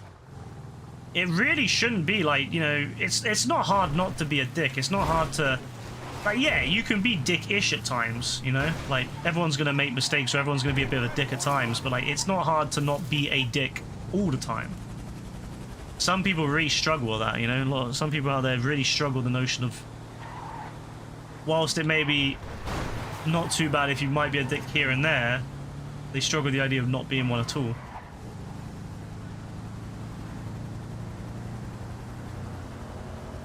It's like they live for it. Some people out there really do live for being a dick.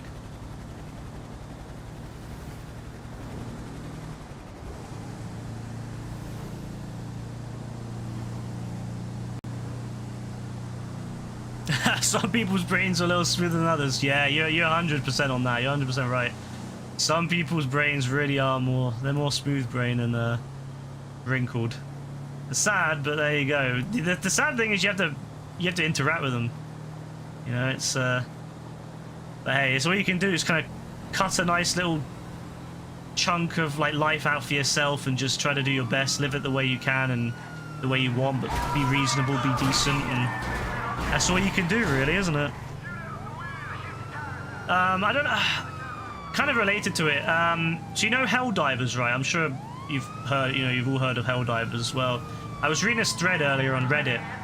I don't know if it's true or not. I mean, whether it's true or not, honestly, I don't know. It could just be someone bullshitting. But someone basically said that they basically got doxxed by a group of people who didn't like what they said about the game and the developers not like updating the game, like not playing their own game to understand where the things need to be updated and fixed.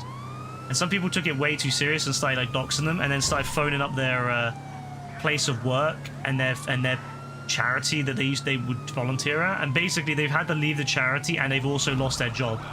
And it could just be bullshit, but I'm like, honestly, with the way some people are online, yeah, it really wouldn't surprise me. You know? So there's too many people out there looking for problems, looking to be a dick, you know. Whereas like, there's a lot of people I disagree with. I just ignore them, you know.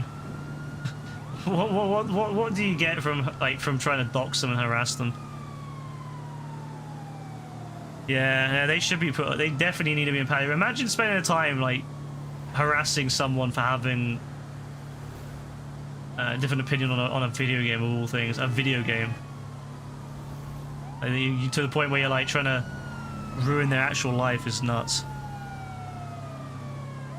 But yeah, that's just what made me think of it. Was just that.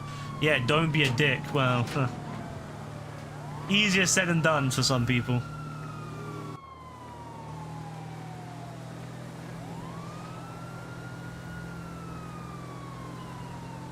I have no idea where I'm supposed to be taking this, so if I end up having to take this out to the countryside, if I'm taking it in the city and I need to take it to the countryside, I'm gonna be pissed.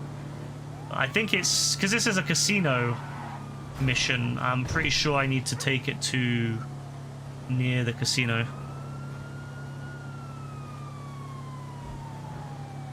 Yeah, exactly. It's just a video game. Like, that's the thing. Like, there's no point. There's no need to get so, you know, so enraged to the point where you act like that. But yeah, so many people out there, they just enjoy it. They enjoy being dicks. So it sounds so boomer to say. It's so true though. Like, a lot of the things that I now think would be takes that I would expect my boomer like family members to think. But a lot of them now are the problem as well. Like, I remember my boomer family members would say stuff like, "Don't go on, you know, don't get too involved with social media. It's all online. It's all, you know, it's social media. Who cares? You know, it's whatever." And now a lot of them are like fully into that life. You know.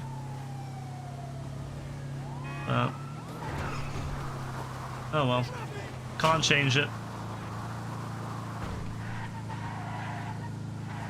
That's why I just try to do my own thing. I stay away from other people.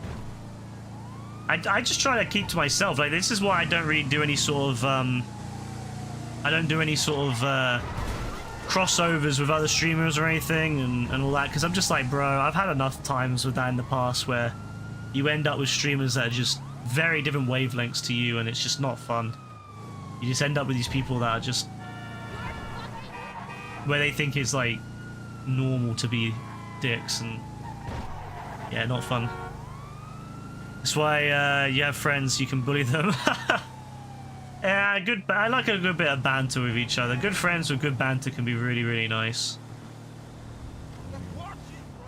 I'll never forget, like, in the past where we've had people from, like, we've met other streamers. Back during COVID, it was so common during COVID because, like, you just couldn't avoid them.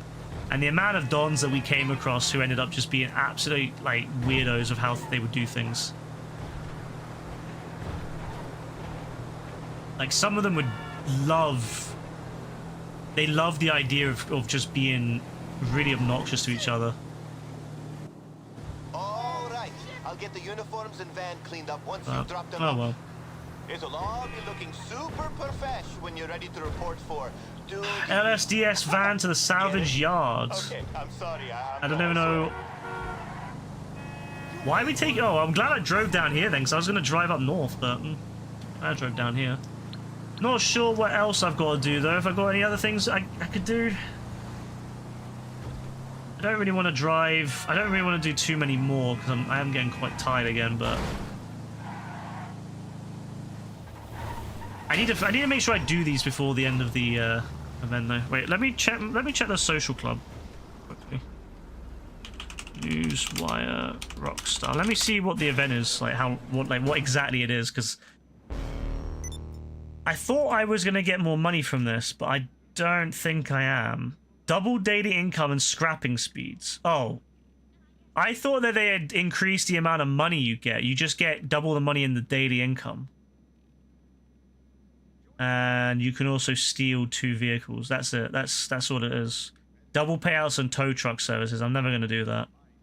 I love this, by the way. It says 2 times GTA Plus or 2 times GTA money and RP on community race series. And then it gives a paragraph talking about that. And then at the very bottom of the paragraph, it just says Hunting Pack Remix also returns for double money. That's it. They don't even give it its own category. It's just under, it's right at the bottom of a paragraph about 2 times money on races. That's how little they give a shit now about the adversary modes or adversary modes or whatever. Oh, the daily income for GTA Plus members is 4 times. That's fine. I mean, I'm happy with that. Not gonna say no to that.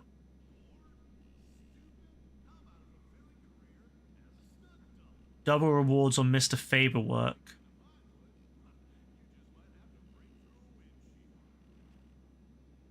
I need to do that. It's on double. It's on double. It's on double. I need to do it.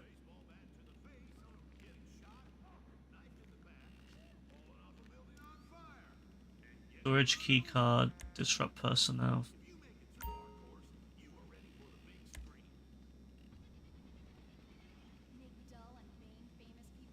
Do I really want to do this? I'll do it. I'll do this. This is the last one. This is the last one. I was like, I'll finish this off. Then I've just got to do the little mini stuff that I got to find. Let's just finish this one off. I don't know if I can bring myself to do any more after this. I'm tired as fuck.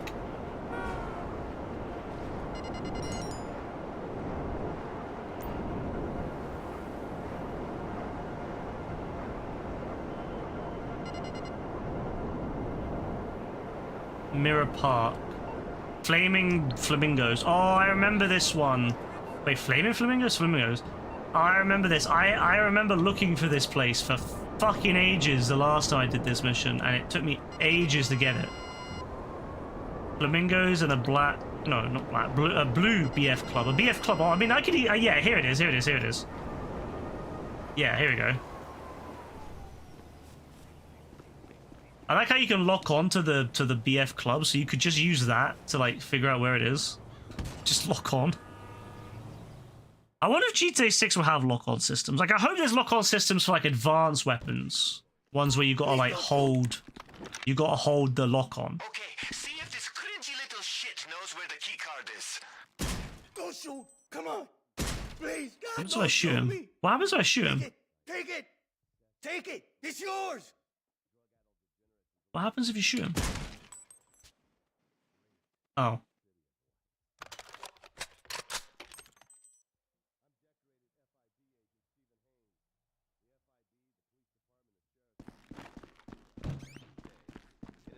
Well, I didn't think that it would let me shoot him. I thought it'd be like, you know, in those other missions where you can't shoot the people and it just doesn't let you. I didn't think it was actually going to let me shoot him. I kind of feel bad because I feel like he wasn't.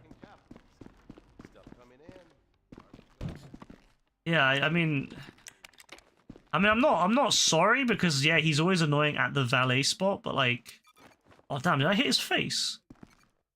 I feel bad. I slapped him. Oh no! Slap him again. Another one. Slap him again. Oh, beautiful. All right, perfect. All right, we're good.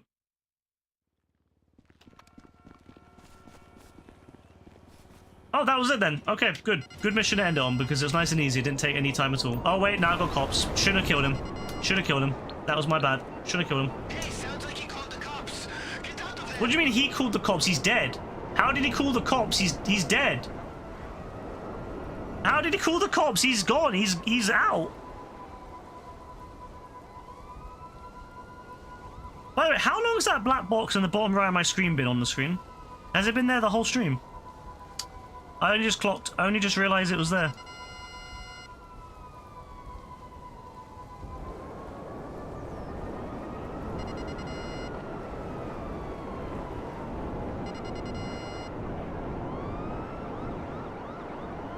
Yeah, the bulletproof vest, anti-explosion cream. Yeah, he got back up. He's so used to being killed, he got back up. It's like he's invulnerable to it now. He's developed immunity. He just got back up. It's like, try again. Try it again, motherfucker. Try it again, motherfucker. You try. Come on. They're making me work for this, aren't they? Look at that. Making me work for it. There we go. Alright, that's it, I think. That's it for me. I'll finish it off tomorrow. Well, if I'm on stream. So, like I said, the plan for the next stream is I'm hoping to stream tomorrow or Sunday. I'm not sure which one it will be. It will either be tomorrow or Sunday, I hope. This is the end of the week is coming up. The end of the time I'm seeing Rebecca is coming up. So it should be more consistent again, hopefully starting next week. But for now, last couple of days, yeah, I'll try to get on. If I am on tomorrow, I would like, depending on the time and if anyone else is on, I would like to try to do Hunted Pat remix. But of course, it just depends when I get on and what time. But we'll see. We'll see what happens tomorrow. But in the meantime, I hope everyone has a good night. I hope everyone has a good sleep. Hope everyone has a good day tomorrow. All that good stuff. Yeah, I think that's it. So, God bless everyone. Have a good one. Take care. God bless again. Yeah. Bye.